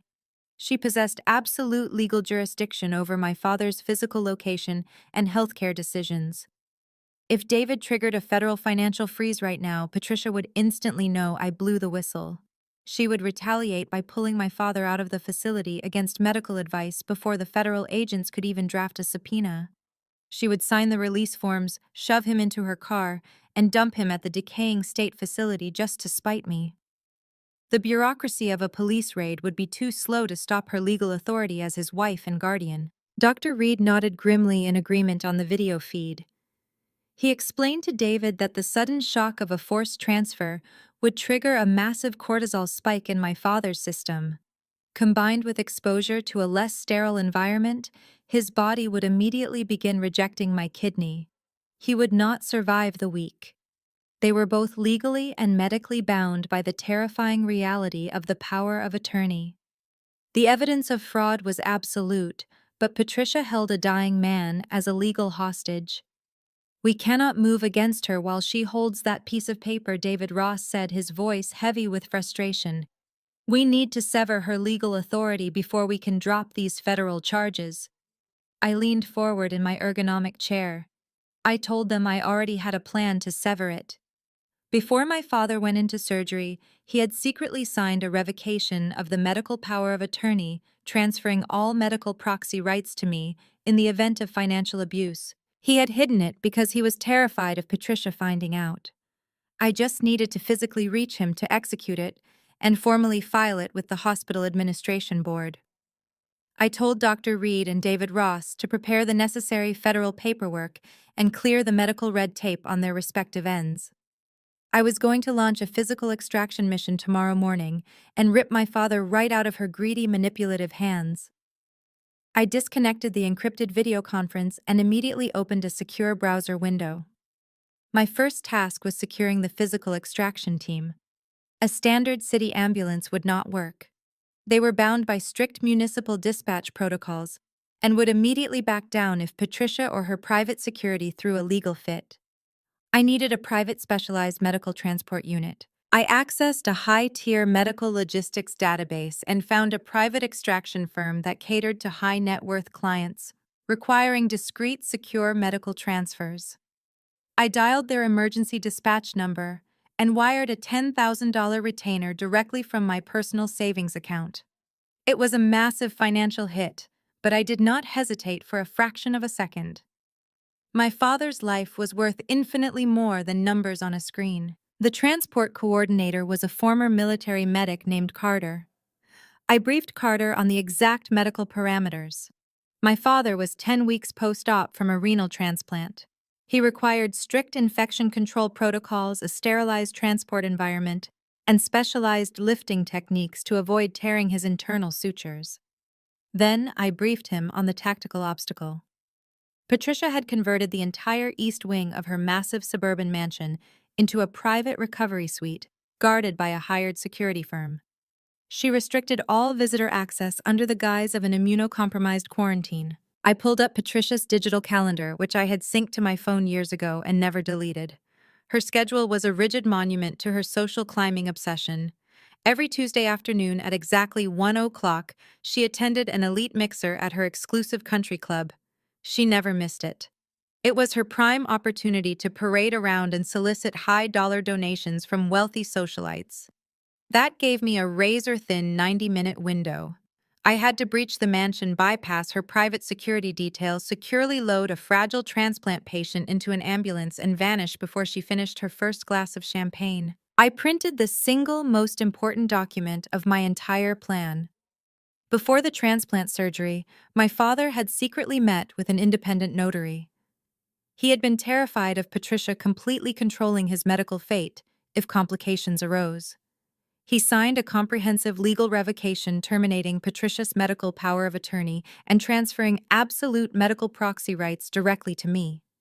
He cited a history of financial coercion, rendering her guardianship legally void. I folded the heavy notarized document and slipped it into my suit jacket. This piece of paper was my battering ram. It was the absolute legal authority I needed to blast through her security guards. I packed a sterile medical go-bag, grabbed my car keys, and stared at the clock. The countdown had officially started. The next afternoon, the sky over Chicago was a heavy, bruised gray. I sat in the passenger seat of the private medical transport vehicle, my heart pounding a frantic rhythm against my ribs. Carter and his 2 tactical paramedics sat in the back checking the sterile gurney and emergency trauma kits. We turned onto the long paved driveway of the mansion exactly at 1:15. Patricia was safely miles away, mingling at the country club. As the heavy transport vehicle rolled up to the wrought iron security gates, 2 large men in dark tactical uniforms stopped. I jumped out of the vehicle before it even shifted into park, ignoring the sharp pull of my healing kidney incision. The lead guard stepped forward, placing a hand on his radio. He stated that the property was under a strict medical quarantine and no visitors were permitted without direct authorization from the homeowner. I did not waste time arguing. I pulled the notarized legal revocation from my jacket and shoved it directly against his chest. I kept my voice icy and commanding. I informed him that I held the absolute legal medical power of attorney for the patient inside. I stated that the homeowner, Patricia, was actively under federal investigation for medical fraud and elder abuse. I told the guard that if he delayed this emergency medical extraction for 1 more second, I would personally ensure he and his security firm were named as criminal accomplices in a federal kidnapping indictment. The guard looked at the heavy notarized seal on the document and then looked at the aggressive private ambulance idling behind me. He swallowed hard. The threat of federal prison broke his loyalty to Patricia instantly. He stepped back and signaled his partner to open the heavy iron gates. We drove straight up to the main portico. Carter and his team deployed the gurney with military precision. I led them through the grand foyer, sprinting toward the east wing of the mansion. We burst through the double mahogany doors into the makeshift luxury medical suite. My father was lying in a motorized hospital bed, looking incredibly pale and fragile. An IV drip was connected to his arm. When he saw me walking through the doors, flanked by paramedics, his eyes widened in absolute shock and immediate relief. I rushed to his bedside, grabbing his frail hand. I told him we were leaving right now and that Patricia could never hurt him again. Tears welled in his eyes as he nodded weakly. Carter and his team moved with incredible speed and care, transferring him onto the sterilized gurney and securing the specialized medical restraints. We rolled him out of the mansion and loaded him into the back of the transport vehicle, just as my phone buzzed with an incoming call from Patricia. Her security team had finally alerted her. I declined the call, smiled and told Carter to hit the gas. I declined the call, smiled, and told Carter to hit the gas. The heavy diesel engine of the transport vehicle roared as Carter slammed his foot on the accelerator. We surged forward, leaving the grand portico of the mansion behind us. The tires gripped the pristine paved driveway, accelerating toward the open wrought iron gates. I sat in the back with the medical team, keeping my eyes locked on the windshield. We were less than 50 yards from the street, an absolute freedom. Then a sleek black Mercedes SUV swerved violently off the main road and blocked the entire exit. The tires shrieked against the asphalt, stopping horizontally across the open gateway. The passenger door flew open. Patricia stepped out. She was still wearing her immaculate country club attire, a tailored white pantsuit, and a string of authentic pearls. But her face was twisted into a mask of pure, unhinged rage. She marched directly to the center of the driveway, standing squarely in front of our heavy transport vehicle. She held her hands up, her palms flat, demanding we stop. Carter slammed on the brakes, throwing us forward against our seatbelts. The ambulance shuddered to a halt mere feet from my mother. I did not wait for her to approach the window. I unbuckled my harness, pushed open the heavy rear doors, and stepped down onto the cold pavement. The winter wind whipped across the lawn as I stood between the ambulance and my mother. "What do you think you are doing, Lauren?" Patricia screamed, her voice echoing across the sprawling manicured lawn. Her eyes darted from me to the medical emblem on the side of the vehicle. "You bring him back inside this instant. You have absolutely no right to remove my husband from his home." I crossed my arms over my chest, protecting my surgical binder from the biting cold. "I have every legal right, Patricia," I said, keeping my voice deadly calm. "I hold his medical power of attorney. He is leaving with me." Patricia let out a harsh, venomous laugh. She took a step closer, her heels clicking aggressively on the driveway. "You are a delusional fool," she hissed. "I hold his medical proxy. I have the signed paperwork in my safe. The security team has already called the local police. You are going to be arrested for kidnapping a vulnerable patient. You are going to prison, Lauren." I reached into my jacket pocket and pulled out the thick folded document. I snapped it open and thrust it toward her face. "Look at the date, Mom," I said. "Look at the notary seal. Dad revoked your proxy right before the transplant surgery. He knew exactly what you were capable of doing. This document supersedes your outdated paperwork.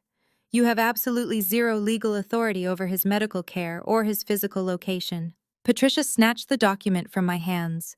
Her eyes scanned the legal jargon, the official stamps, and my father's undeniable signature. The color rapidly drained from her face. The realization that she had lost her primary hostage hit her like a physical blow. But Patricia was not the type of woman to surrender gracefully. She crumpled the legal document in her fist and lunged forward, attempting to push past me to reach the rear doors of the ambulance. "I am his wife!" she shrieked, her pristine country club image completely disintegrating into violent desperation. "I will not let you take him." Before she could reach the doors, Carter stepped out of the vehicle. The former military medic was a towering, imposing figure in his dark tactical uniform. He positioned himself squarely blocking her path, operating with absolute authority. "We have a verified legal proxy authorizing this medical transfer. The patient has clearly communicated his consent to leave this property. If you attempt to interfere with an active medical transport or lay a hand on my team, I will physically restrain you and press federal charges for endangering a critical care patient." Patricia froze. She looked at the massive paramedic, then glared at me with absolute hatred.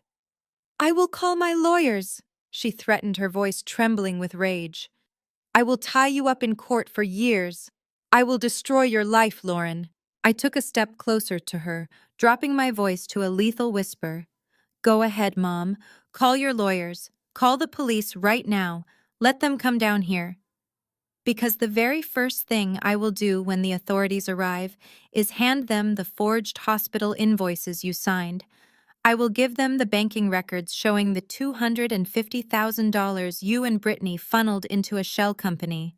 I will show them the illegal political donations you pumped into Jamal's campaign.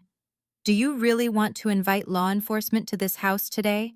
The threat of federal prison finally paralyzed her. Patricia stood frozen on the driveway. the wind whipping her perfectly styled hair around her pale face. Her mouth opened, but no words came out. She realized she had absolutely no leverage left. I turned my back on her and climbed back into the transport vehicle. I pulled the heavy doors shut, sealing myself and my father safely inside. Carter jumped into the driver's seat, threw the vehicle into reverse, and aggressively maneuvered around the blocking Mercedes. We squeezed through the iron gates and merged onto the main road, leaving Patricia standing completely alone on her freezing suburban lawn, clutching the crumpled piece of paper that ended her reign of terror. Inside the back of this ambulance, the chaotic energy immediately dissipated. The heart monitor tracking my father's vitals steadied into a calm, rhythmic beep. I sat in the jump seat beside his gurney and took his frail hand in mine. He looked up at me, tears silently tracking down his weathered cheeks. "We did it, Dad," I whispered, squeezing his fingers. "You are safe now, I promise." The drive to the northern suburbs took nearly 45 minutes. I had spent hours researching and vetting facilities completely outside Patricia's sphere of influence. We pulled up to a highly secure premium rehabilitation center surrounded by dense winter foliage and a guarded perimeter. The facility specialized in acute post-transplant recovery and operated under the strictest privacy protocols in the entire state of Illinois. Carter and his team swiftly rolled the gurney through the private intake entrance. I met with the facility administrator, a sharp professional woman who understood the gravity of the situation. I registered my father under a private alias, Richard Thomas, utilizing his middle name to ensure his presence would never flag in any public medical registry. Patricia could hire all the private investigators in Chicago, and they would never find a digital trace of him here. I sat at the polished intake desk and pulled out my personal debit card. The required deposit for a private guarded suite with round-the-clock dedicated nursing staff was astronomical. It completely wiped out my remaining life savings. The transaction approved, draining my accounts dry. I did not care. Money was a renewable resource, but my father's life was not. I established uncompromising security protocols with the administration. No visitors were allowed under any circumstances. No phone calls were to be transferred to his room without my explicit verbal authorization. Any attempt by anyone matching Patricia's or Brittany's description to access the facility would result in an immediate police response. I walked down the quiet, sanitized hallway to his new private suite. It was a spacious room with large windows overlooking a serene private garden. The medical staff had already transitioned him into a comfortable bed and connected his IV fluids. He looked incredibly tired, but the overwhelming fear that had haunted his eyes for the past 10 weeks was finally gone. He was secure. The asset was safe. Patricia had lost her human shield, and Brittany had lost her leverage. I stood by the window watching the afternoon light fade across the winter garden. My surgical wound throbbed, a fierce reminder of the battle I was fighting. I pulled my phone from my pocket and looked at the black screen. It was time to initiate the final phase. I was going to drop the evidence directly onto their biggest public stage. I walked out of the secure rehabilitation center and stepped into the freezing Chicago evening. The winter wind bit through my thin wool coat, but I barely felt it. My mind was completely calibrated to the task ahead. I hailed a passing cab and gave the driver an address in the downtown loop. I was not heading home to rest. I was heading to a secure corporate conference room arranged by David Ross, the special fraud investigator from my insurance company. The ride took 40 minutes. I used the time to mentally review every single spreadsheet, every forged signature, and every routing number I was about to hand over to the federal government. Every time the cab hit a pothole, a sharp jolt of pain radiated from my kidney extraction site, but I pushed the agony aside. I walked into the sleek, high-rise building and flashed my identification at the security desk. They expected me. I took the elevator to the 42nd floor, stepping out into a dimly lit lobby. David Ross was waiting for me inside a soundproof glassing white-collar criminals. Sitting next to him was a tall, athletic man in a tailored dark suit. He stood up as I entered. "Lauren, I am Special Agent Harrison Cole with the Federal Bureau of Investigation," David said, making the introductions. Agent Cole specializes in public corruption and campaign finance fraud. I briefed him on the data packets you sent yesterday. I shook his hand and sat down at the heavy oak table. I reached into my leather tote bag and pulled out the thick, bound portfolio I had printed earlier that morning. I did not offer pleasantries. I slid the heavy stack of documents directly across the polished wood. Everything you need to secure federal indictments against Patricia and Brittany is in this binder, I stated, my voice unwavering. The digital copies are locked on the encrypted drive I shared with David. Agent Cole opened this portfolio. He bypassed the summary and went straight for the raw data. He was a man who understood numbers. I watched his eyes track across the $0 hospital ledger. I guided them through the timeline with absolute precision. I explained how my premium corporate insurance covered the entire cost of the kidney transplant, leaving a zero balance. I flipped the page and showed them the forged invoice Brittany uploaded to her GoFundMe campaign, claiming a catastrophic debt of $245,000. David Ross tapped his pen against the forged document. The billing codes are completely fabricated, he noted, his voice laced with professional disgust. She used generic emergency room codes instead of the specific transplant modifiers. And this digital signature at the bottom belongs to your mother. I nodded, pointing to the metadata analysis on the following page. Patricia generated this document using a basic consumer PDF editor on her home network. I tracked the IP address. She actively manufactured the fraud to legitimize the crowdfunding campaign. Agent Cole turned this page. We are looking at massive federal wire fraud here, he said, his tone turning deadly serious.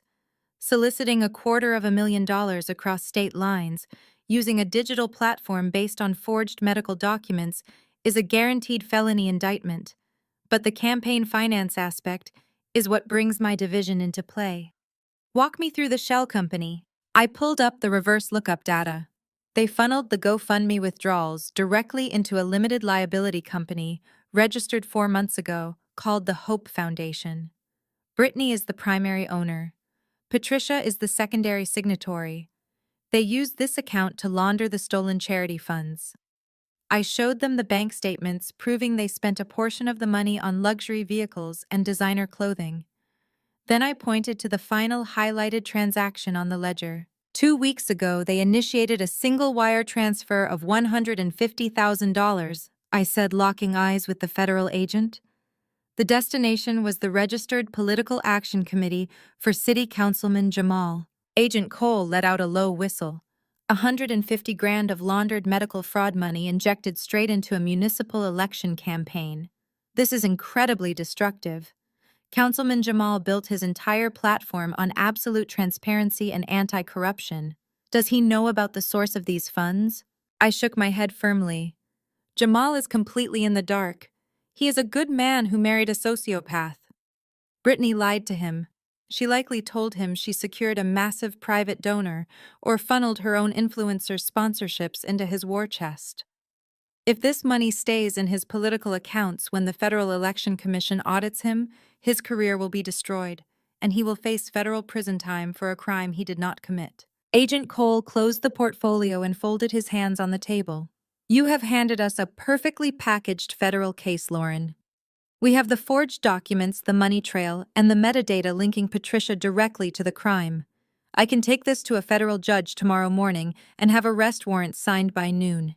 We can pick them up quietly at their suburban home and freeze all associated bank accounts before they even know they are under investigation. I felt a cold surge of adrenaline.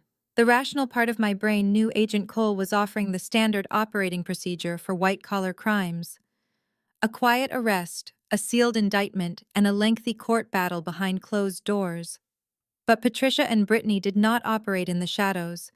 They thrived on public perception. They had spent the entire morning dragging my name through the mud on local television, framing me as a mentally unstable extortionist. If the FBI arrested them quietly, Patricia would immediately spin the narrative. She would hire elite public relations firms to paint themselves as victims of a government overreach or a tragic misunderstanding. She would drag out the legal process for years, draining the remaining stolen funds to pay for high-powered defense attorneys. I leaned forward, resting my elbows on the polished oak table. I cannot allow a quiet arrest, Agent Cole. David Ross frowned. Lauren, this is not a negotiation. These are federal crimes. We dictate how the takedown happens. I kept my gaze locked on the FBI agent. You want to secure a conviction without a drawn-out public relations nightmare, I said, my voice dropping to a calculated whisper. If you arrest them quietly, they will play the victim. They will drag Jamal's name through the mud, claiming he orchestrated the campaign finance fraud and threw his wife under the bus to save himself. You know how these political scandals play out in the media. Jamal is an innocent politician running a grass. You will absolutely destroy him to save her own skin. Agent Cole narrowed his eyes. What exactly are you proposing, Lauren? I sat back in my chair, the plan fully materialized in my mind. Jamal is hosting his biggest campaign fundraising gala this coming Saturday night. It is a massive, high-profile event at a luxury hotel downtown. Every major political donor, every local news anchor, and every prominent socialite in Chicago will be in that ballroom. Brittany is scheduled to be the keynote speaker. She is going to stand on that stage wearing a dress bought with stolen charity money, and she is going to tell a room full of millionaires how she saved her father's life. David Ross shook his head slowly, realizing what I was implying. You want to drop this evidence at the gala. I want to detonate it, I corrected him. I am going to walk into that ballroom and expose their entire operation on the biggest public stage they have ever built. I am going to show their wealthy donors exactly where the GoFundMe money went. I am going to force Jamal to see the truth in front of the press so he can immediately distance himself and save his integrity. And when the entire room turns against them, I want you waiting at the doors with handcuffs. Agent Cole stared at me for a long, heavy moment. The silence in the conference room was absolute. He looked at the pristine data portfolio, then back at me. As a federal agent, he was trained to mitigate chaos, but as a seasoned investigator, he recognized the sheer tactical brilliance of trapping a narcissistic predator in the spotlight they craved. We cannot officially sanction a public confrontation like that, he said, his tone shifting to something much more dangerous and aligned. However, if we happen to be executing valid federal arrest warrants at that exact hotel on Saturday night, we cannot control what happens in the ballroom before we enter. I smiled. It was the first genuine smile I had managed in 10 weeks. The trap was set. Agent Cole looked at David Ross. He then looked back at me. We had laid all the cards on the table. They had the evidence. I had the extraction. The only thing left was execution. The FBI operates on protocol. They prefer to strike at dawn, surrounding a suburban house with dark SUVs, executing search warrants, and taking suspects into custody before the neighbors even have time to pour their coffee. Agent Cole explained this standard procedure to me, his voice calm and authoritative. He wanted to arrest Patricia and Brittany on Friday morning quietly, cleanly, with minimal disruption. I shook my head. A quiet arrest gives them exactly what they need, I explained. It gives them time to spin the narrative. If you take them in on Friday morning, by Friday afternoon, Patricia will have hired the best crisis PR firm in Chicago. They'll release a statement claiming it's a misunderstanding, a tragic misinterpretation of complex medical billing. Brittany will go on Instagram Live crying about how the government is persecuting a family that just went through a medical trauma. They will use the weekend news cycle to paint themselves as victims, and by Monday, Jamal's political career will be collateral damage. They'll throw him under the bus to save themselves, claiming he mismanaged the campaign funds. David Ross leaned forward, his brow furrowed. What are you suggesting, Lauren? We can't just let them walk around knowing what we know. I'm suggesting we use their own vanity against them, I said. Jamal's re-election campaign is hosting its biggest fundraising gala this Saturday night at the Drake Hotel. It's a massive event. Every major political donor, every local news anchor, every prominent socialite in Chicago will be in that ballroom. And Brittany is the keynote speaker. She is scheduled to give a speech about family sacrifice and community support to try and leverage her GoFundMe fame into campaign donations. I paused, letting the weight of the scenario sink in. If you arrest them on Friday, you give them control of the story, I continued. But if you wait until Saturday night, you let them build their own stage. You let Brittany stand up in front of the very people she's defrauding. You let her wear a designer gown bought with stolen charity money. And right when she's at the height of her performance, we drop the evidence. We show the entire room, including the press, exactly who she is. We don't just arrest them. We expose them so completely that no PR firm in the world can spin it. We let Jamal see the truth in real time, surrounded by his supporters, so he can distance himself immediately and unequivocally. Agent Cole sat back in his chair, his expression unreadable. He tapped his pen against the polished wood of the conference table. The silence in the room was thick, heavy with the implications of what I was proposing. It was highly irregular, potentially chaotic, and completely outside standard FBI protocol. "We can't officially sanction a public confrontation like that," Agent Cole said, finally, his voice carefully measured. "The Bureau does not participate in theatrical takedowns." I held his gaze. "I'm not asking you to participate in the theater," I replied. "I'm asking you to be in the lobby of the Drake Hotel at exactly 8 o'clock on Saturday night to execute valid federal arrest warrants. Whatever happens in the ballroom before you enter is completely out of your control." A faint, almost imperceptible smile touched the corner of David Ross's mouth. He looked at Agent Cole. "She's got a point, Harrison. If the evidence happens to be presented to the donors before the arrest, it certainly makes the prosecution's job easier regarding public perception." Agent Cole stood up, closing the evidence portfolio. "We will have agents positioned at the Drake Hotel on Saturday evening to execute the warrants. Anything that could compromise the integrity of the evidence or endanger anyone in that ballroom." "I won't endanger anyone," I assured him. "I'm just going to show some slides." The meeting adjourned. The federal machinery was officially in motion. I had secured my father's safety and initiated the legal takedown. Now I needed to orchestrate the Trojan horse. The Drake Hotel is a historic, opulent venue known for its grand ballrooms and state-of-the-art audiovisual capabilities. In my line of work, I deal with complex digital networks, but infiltrating a high-security hotel AV system required a different kind of expertise. I needed someone who understood event production tech inside and out. I called an old colleague from my early days in data analytics, a guy named Marcus, who had left the corporate world to start his own event production company. Marcus owed me a massive favor from a contract dispute I helped him untangle years ago. I met him late Thursday night at a dingy diner on the outskirts of the city. I didn't give him the full details. I just told him I needed temporary, untraceable access to the projection system in the Gold Coast Ballroom at the Drake Hotel for a specific event on Saturday night. I needed to override the main presentation feed remotely from my phone, and I needed it to be irreversible from the control booth once initiated. Marcus stirred his coffee, looking at me skeptically. "You're asking me to help you hijack a political fundraiser's AV system. Do you know how illegal that is if we get caught?" I slid an envelope across the table containing a substantial amount of cash, the last of my emergency reserves. "I'm not asking you to hack the Pentagon, Marcus. I'm asking you to set up a wireless relay that overrides their HDMI input. I need a 10-minute window. That's it. And I guarantee you won't get caught because the people hosting the event are going to be leaving in handcuffs before they can even think about calling IT." He stared at the envelope, then at me. He knew I didn't bluff. He pocketed the cash and pulled out his laptop.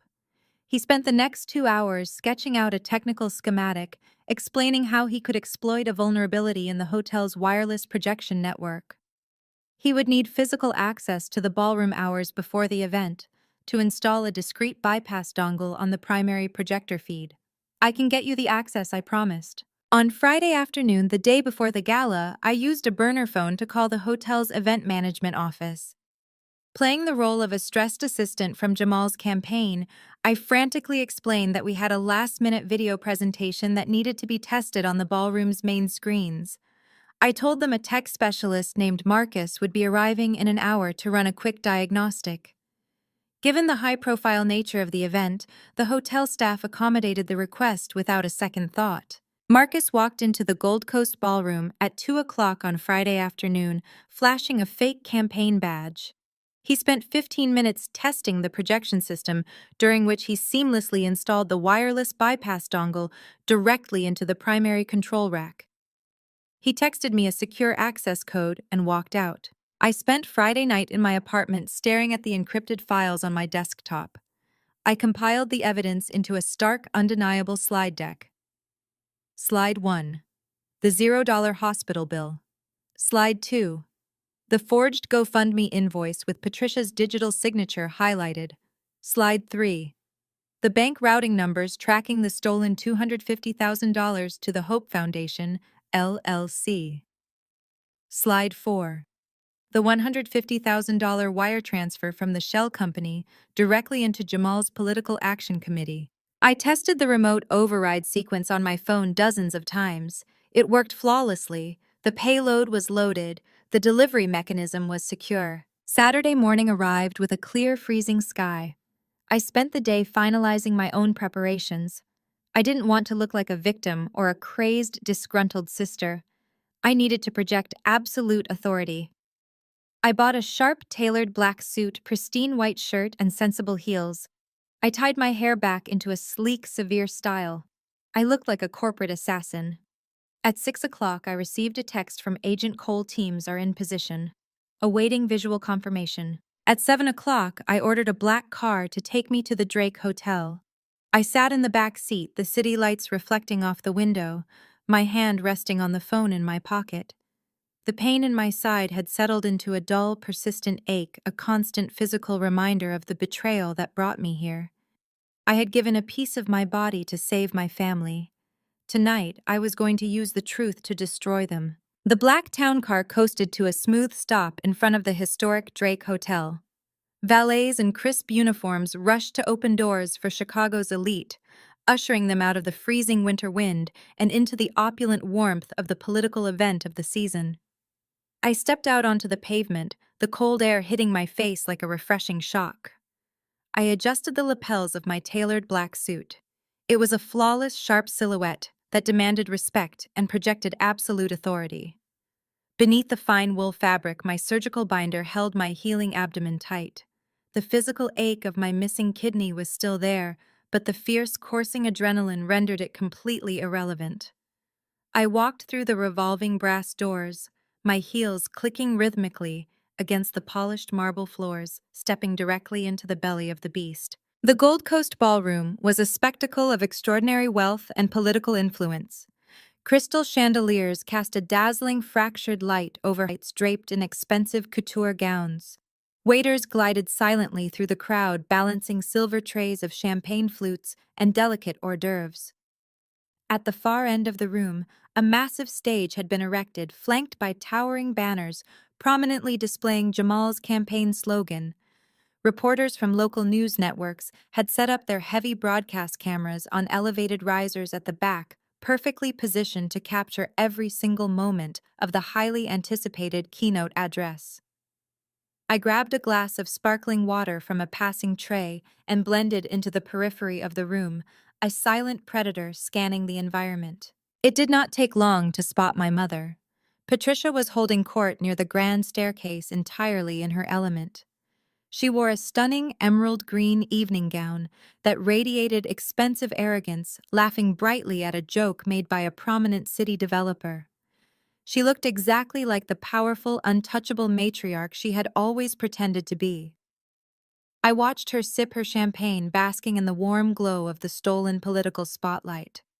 Then she turned her head. Her eyes swept across the crowd and locked directly onto mine. The transition was instantaneous. The artificial warmth vanished from her face, replaced by a rigid, visceral panic. The color completely drained from her cheeks, leaving her makeup looking like a painted mask. She abruptly excused herself from the wealthy developer and frantically signaled to two massive private security guards stationed near the ballroom entrance. I did not move. I took a slow, deliberate sip of my water, holding her terrified gaze as she marched across the carpeted floor, with the two large men trailing closely behind her. "What do you think you are doing here?" Patricia hissed, her voice vibrating with a frantic, suppressed rage. She positioned her body to block me from the view of the other guests, her eyes darting nervously toward the reporters. "You need to leave this instant. You are not ruining this night for your sister." I offered her a cold, unyielding smile. "Good evening, Mom. The ballroom looks stunning. You really spared no expense for this charade." "Remove her!" Patricia commanded, turning to the security guards. Her voice was sharp and desperate. "She is not on the guest list. She is a trespasser, and she is actively harassing my family. Throw her out right now." The larger of the two guards stepped forward, raising his hand to grasp my shoulder. "Ma'am, I am going to have to ask you to step outside," he said, his tone leaving no room for negotiation. I did not flinch. I did not step back. I calmly reached into the inner breast pocket of my tailored suit jacket. Patricia's breath hitched, a flash of genuine fear crossing her face, perhaps imagining I was about to pull out the federal indictments right there in the lobby. Instead, I retrieved a heavy gold-embossed cardstock envelope. I handed it directly to the security guard. "I believe you will find my credentials in order," I stated, my voice ringing with unwavering confidence.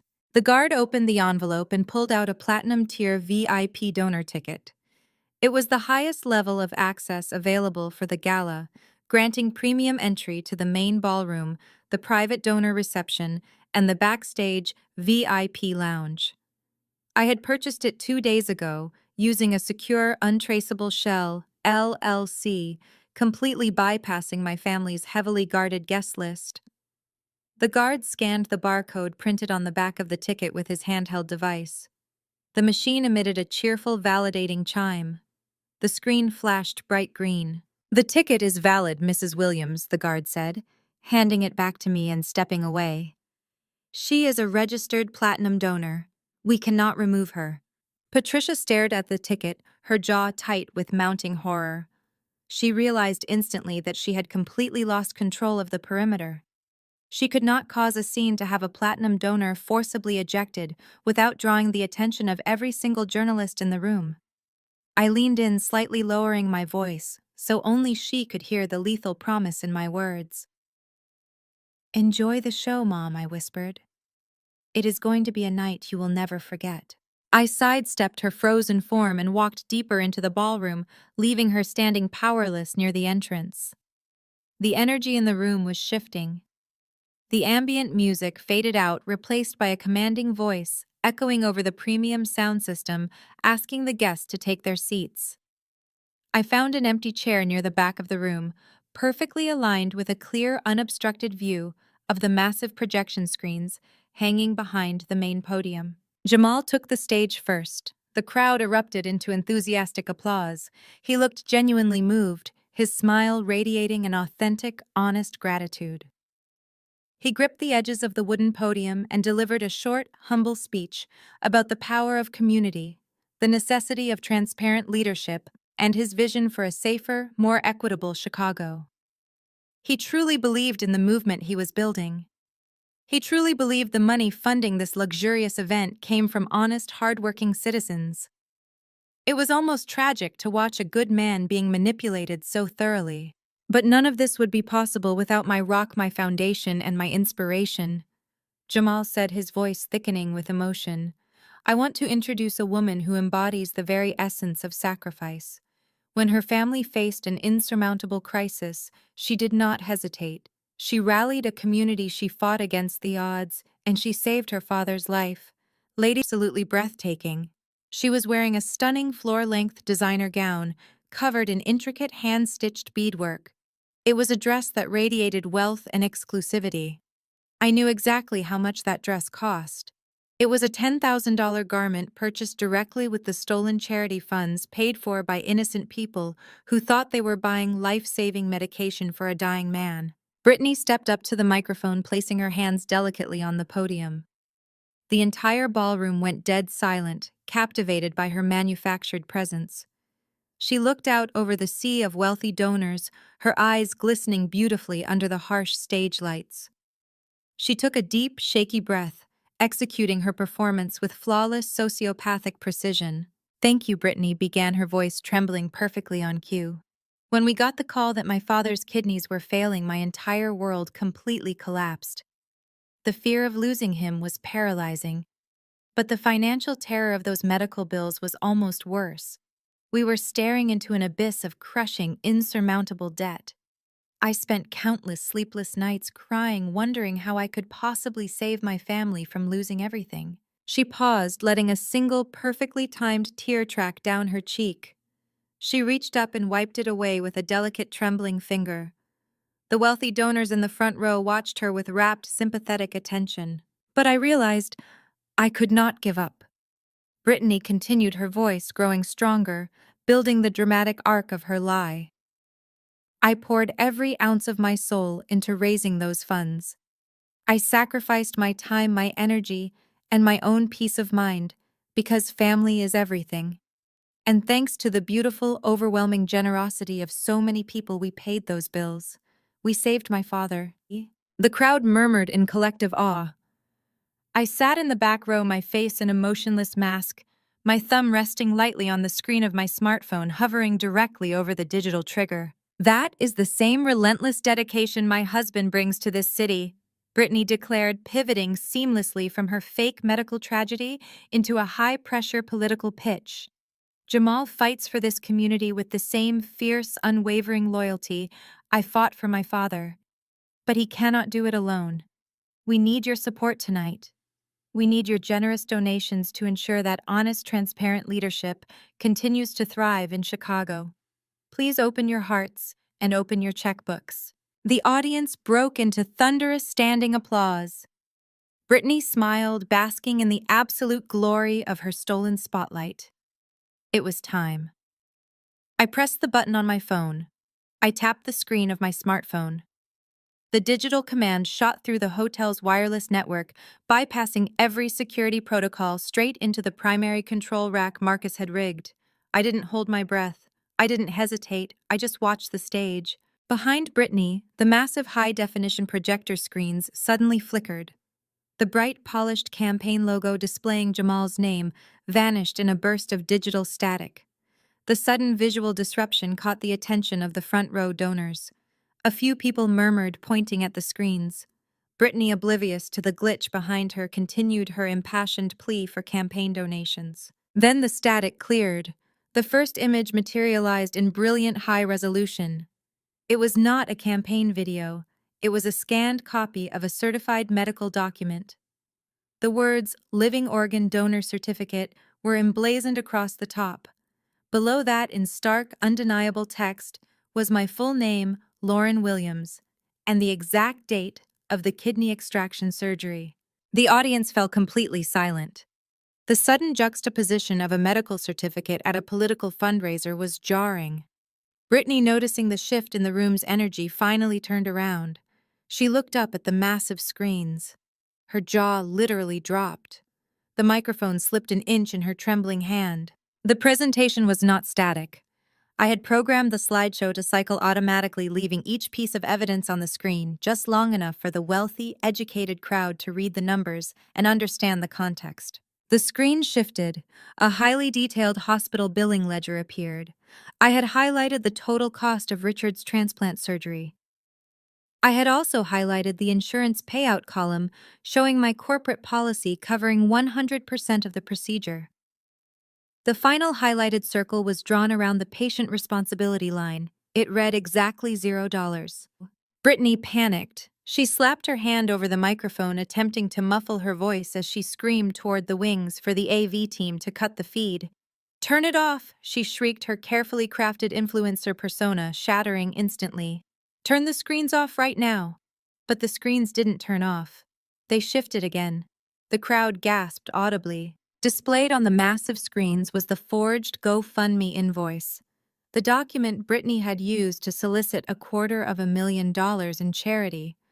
I had overlaid my metadata analysis, highlighting Patricia's digital signature and the consumer-grade PDF software used to manufacture the fake debt. The elite donors in the room, many of whom were lawyers and business executives, recognized a fraudulent document immediately. The murmurs in the ballroom escalated into shocked, outraged conversations. People were standing up, pulling out their phones.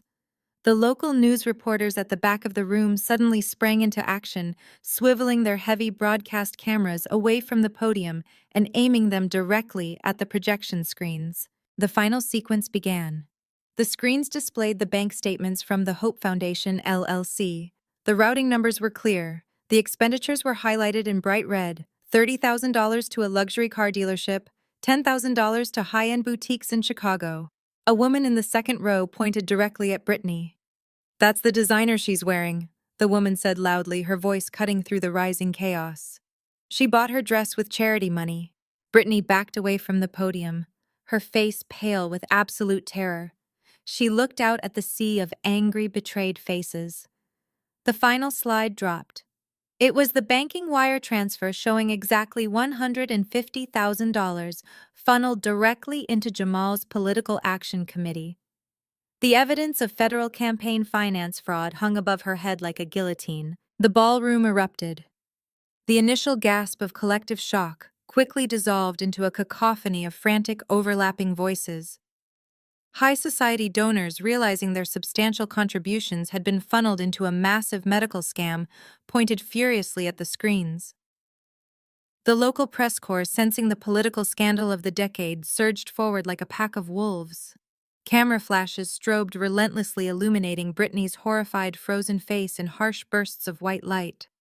She stood paralyzed at the podium, trapped exactly where she had intended to shine. Patricia broke the paralysis. She lunged forward from her position near the grand staircase, her emerald gown catching on a chair as she desperately pushed through the chaotic crowd. "Cut the power!" she shrieked, her voice cracking with pure, unadulterated panic. Her polished matriarchal facade was completely gone, replaced by the frantic desperation of a cornered criminal. "Somebody cut the power to the screens." She waved wildly toward the back control booth, only to find the heavy doors locked from the inside and the digital controls completely unresponsive to their overrides. Marcus had done his job flawlessly. The system was locked down, and the damning evidence continued to cycle on the massive screens, a relentless loop of their federal crimes. I stepped out from the shadows of the back row. I moved with slow, deliberate precision, a stark contrast to the frantic energy consuming the ballroom. The crowd parted instinctively, recognizing the sudden commanding shift in the room's dynamic. I walked straight down the center aisle, my black suit sharp against the sea of panicked evening wear. A stunned reporter from a local news affiliate stood near the front, holding a wireless microphone, staring slack-jawed at the projection screens. I reached out and calmly took the microphone from his hand. He didn't even try to stop me. The microphone crackled slightly as I turned it on, the sound echoing through the massive ballroom. The chaotic chatter immediately died down. Hundreds of eyes shifted from the screens to me, standing dead center, holding the room hostage. "My name is Lauren Williams," I said, my voice echoing calm and unwavering. "I am the living organ donor. The woman standing on the stage is my sister, and the woman screaming in the aisle is my mother. The money you donated did not save my father. The money you donated bought a Tesla, a designer dress, and a political campaign." Patricia screamed, trying to launch herself toward me, but a group of horrified donors physically blocked her path. She thrashed against them, desperate to silence me. "But financial fraud isn't the worst of it," I continued, my voice dropping to a lethal carrying register. "They didn't just steal your money, they held a dying man hostage to keep their secret." I pulled my smartphone from my pocket and held it directly up to the microphone. I hit play. The audio wasn't perfectly clean.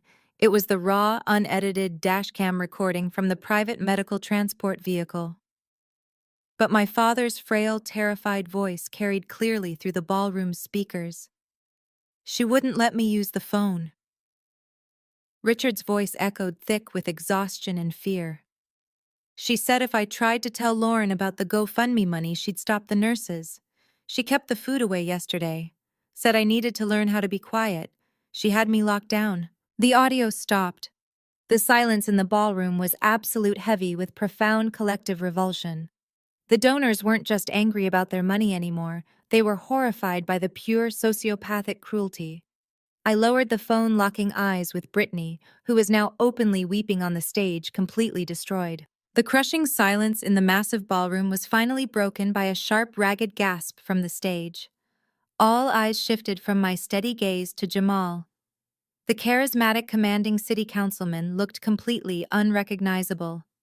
He stood frozen a few feet away from the podium, his posture rigid, his eyes locked onto the massive projection screens above him. The final slide remained illuminated, searing the exact dollar amount of the illegal campaign transfer into his mind. $150,000. Jamal had built his entire political career on the unyielding promise of absolute transparency. He was a man of fierce integrity who had fought tooth and nail against Chicago's notorious corruption. Now the undeniable evidence glowing above his head proved that his own wife had funded his campaign with blood money stolen from sympathetic donors.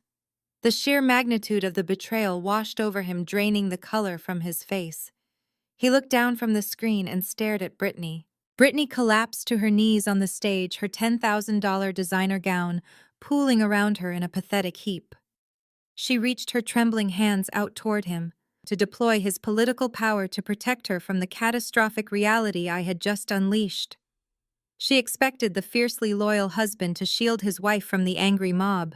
She severely miscalculated the depth of his honor. Jamal did not reach back. He did not drop to his knees to comfort her. The profound shock in his eyes rapidly hardened into absolute icy resolve. He adjusted his suit jacket, his jaw clenching with righteous fury, and took slow, deliberate strides across the stage. Brittany sobbed louder, grabbing at the fabric of his trousers as he passed, but he stepped around her as if she were nothing more than a toxic obstacle. He approached the podium and firmly grasped the microphone, pulling it from the stand. The heavy feedback whined briefly before he spoke. His voice did not tremble. It boomed through the ballroom with the heavy, undeniable weight of a seasoned leader taking absolute control of a crisis. "Hotel security." Jamal commanded, his deep voice cutting sharply through the rising murmurs of the outraged wealthy donors. "Lock the main doors to this ballroom immediately. Do not let a single person exit this space tonight." The security guards stationed at the back of the room hesitated for only a fraction of a second before complying, pulling the heavy brass handles shut with a resounding click. Patricia shrieked in terror from the center aisle, but Jamal ignored her completely. He pulled his personal cell phone from his inner suit pocket, holding the microphone steady with his other hand. He looked out over the crowd, his face a mask of pure, unyielding justice. "Nobody leaves," Jamal announced to the stunned, breathless room. "I am calling the FBI myself." The wail of sirens pierced the thick, heavy silence of the ballroom. The sound was distant at first, bleeding through the heavy walls of the Drake Hotel, but it rapidly multiplied, transforming into a chaotic, overlapping symphony of emergency vehicles converging on the building. The flashing red and blue lights reflected against the massive windows, casting frantic, spinning shadows across the opulent crystal chandeliers. The heavy brass doors at the back of the ballroom, which Jamal had ordered locked only moments ago, were suddenly thrust open. Agent Cole strode into the room, flanked by 6 federal agents wearing dark windbreakers with FBI emblazoned in stark yellow letters across the back. They moved with absolute terrifying precision. They did not shout. They did not draw their weapons. They simply marched down the center aisle, parting the sea of wealthy donors like Moses parting the Red Sea. Agent Cole bypassed me completely, his eyes locked on the stage. He approached the podium where Brittany was still kneeling in her ruined designer gown, sobbing hysterically. 2 agents stepped up beside her. Brittany Williams, Agent Cole, said, his voice carrying the full crushing weight of federal authority. "You are under arrest for wire fraud and violations of the Federal Election Campaign Act." Brittany shrieked as the cold steel handcuffs snapped shut around her wrists. The sound of the locking mechanism was sharp and final. They pulled her to her feet, the intricate beadwork of her $10,000 dress snagging and tearing as they marched her roughly toward the exit. The local press corps, recovering from their shock, swarmed the aisle, their camera flashes detonating in a relentless, blinding storm. Every single tear, every ruined contour of her face was captured in high definition. Patricia, witnessing the absolute destruction of her golden child, completely lost whatever fragile grip she still had on reality. She lunged forward, her emerald gown trailing behind her, screaming obscenities at the federal agents. "You can't do this!" she roared, her voice cracking into a desperate feral screech. "We are a respectable family. This is a mistake." She grabbed Agent Cole's arm, her perfectly manicured nails digging into his jacket. It was the worst mistake she could have possibly made. Two female agents immediately engaged her, twisting her arms sharply behind her back. Patricia fought them, thrashing wildly and screaming about her status, her country club, her husband. The agents slammed her face down onto a high-top cocktail table. A crystal champagne flute shattered, sending shards of glass and expensive liquor raining onto the carpet. The silver handcuffs locked around Patricia's wrists, pinning her against the table. In that single violent moment, the matriarch's pristine, carefully curated public image was permanently, irreversibly destroyed. The fallout the next morning was swift and absolute. Jamal, true to the fierce integrity that had defined his political career, did not hesitate. He filed for divorce before the courthouse even opened. By 10 o'clock, he held a press conference on the steps of City Hall. Looking utterly exhausted, but resolutely honest, he publicly apologized to the city of Chicago. He immediately relinquished the entire balance of his campaign war chest, placing the funds into a federal escrow account to reimburse every single donor who had contributed to the fraudulent GoFundMe campaign. Then, with his head held high, he officially suspended his city council race. He lost the election, but he kept his soul. Later that afternoon, the federal government moved on Patricia's empire. A judge signed an emergency injunction, freezing all of her bank accounts, investment portfolios, and real estate assets, including the sprawling suburban mansion. The investigation into the forged hospital bills and the money laundering shell company had only just begun, but the financial execution was instantaneous. She was entirely broke. 72 hours after the gala, I walked from the Drake Hotel to the sterile concrete walls of the federal holding facility was absolute. The air inside smelled of industrial bleach and stale sweat. I sat in a cramped visitor cubicle separated by a thick pane of reinforced plexiglass. The heavy steel door on the opposite side buzzed open. A corrections officer escorted Patricia and Brittany into the room. They were stripped of their designer gowns, their expensive jewelry, and their manufactured dignity. They both wore oversized, stiff orange jumpsuits. Brittany's face was blotchy, her carefully highlighted hair tangled and unwashed. Patricia looked hollow, the arrogant spark in her eyes entirely extinguished by the reality of a concrete cell and a metal toilet. They sat down on the bolted metal stools, staring at me through the scuffed plexiglass. For a moment, nobody spoke. I just looked at them, taking in the absolute destruction of their false empire. "Lauren, please," Patricia choked out, pressing her trembling hands against the glass. "You have to fix this. You have to tell the federal prosecutors that this was all a terrible misunderstanding. Tell them we had your permission to handle the finances." Brittany leaned forward, tears spilling down her face. She looked desperate, frantic, completely stripped of her influencer arrogance. "I cannot survive in here, Lauren. The food is disgusting. The other women are terrifying. You have to call Agent Cole. Tell him I was just trying to help Dad. Tell him we are family." "Family," I repeated, letting the word hang in the harsh fluorescent light of the visitation room. "Yes, family." Patricia sobbed, her voice echoing off the concrete walls. "We share the same blood, Lauren. You cannot let your own mother and sister rot in a federal prison. I gave you life. We have to stick together. We can pay the money back. We can sell the house, sell the cars. Just drop the charges. Please, I am begging you." They were playing the only card they had left. The family card. It was the same card they used to guilt me, isolate me, and manipulate me my entire life. They expected the old Lauren to surface the daughter who craved their approval so desperately she would endure any abuse to get it. They expected me to fold. I sat back in my hard plastic chair. I felt the smooth, healed skin over my kidney extraction site pressing against the fabric of my tailored suit. I did not feel pity. I did not feel guilt. I felt absolutely nothing for the two women sitting across from me. "I do not have the power to drop federal charges," I stated, my voice echoing with icy analytical precision. "You committed wire fraud, money laundering, and campaign finance violations. The FBI does not care about our family dynamics. The federal government does not accept apologies." Brittany buried her face in her hands, letting out a loud, pathetic wail. Patricia stared at me, a flash of her old familiar venom cutting through her tears. You did this to us, Patricia hissed, her true nature surfacing. You set us up. You ruined my life over a stupid kidney. I leaned forward, bringing my face just inches from the plexiglass. I looked directly into my mother's eyes, stripping away decades of her gaslighting and control. No, Mom, I said, my voice dropping to a lethal, unwavering pitch. You ruined your own lives. You looked at my physical sacrifice, my bleeding body, and you saw nothing but a lucrative payday. You used my father's failing organs to launder money for your own vanity. Family protects your heart. They don't harvest your organs for a Tesla. Patricia recoiled as if she had been physically struck. Brittany stopped crying and stared at me in horrified silence. I came here today. For one reason, I continued standing up from the metal chair. I came to look you in the eyes and tell you that I am completely done.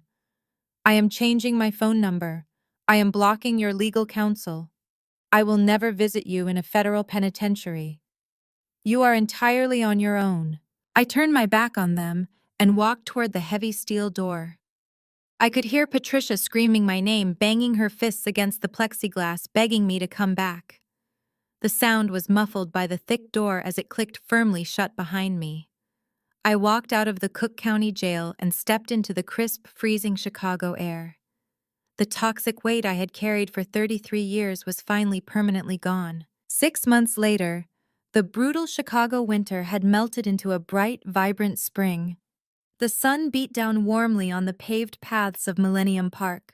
I pushed a lightweight, comfortable wheelchair along the edge of the sparkling lake. Sitting in the chair, wrapped in a light sweater, was my father. Richard looked significantly older, his hair completely white, but the color had returned to his cheeks. His new kidney, my kidney, was functioning flawlessly. Removed from Patricia's daily psychological torment and the stress of her financial manipulations, his recovery had skyrocketed. He smiled as he watched the sailboats gliding across the blue water, pointing out a particularly fast one to me. My physical healing was complete. The jagged red scar on my abdomen had faded into a smooth silver line, a badge of honor I wore with absolute pride. My professional life had rebounded with spectacular force.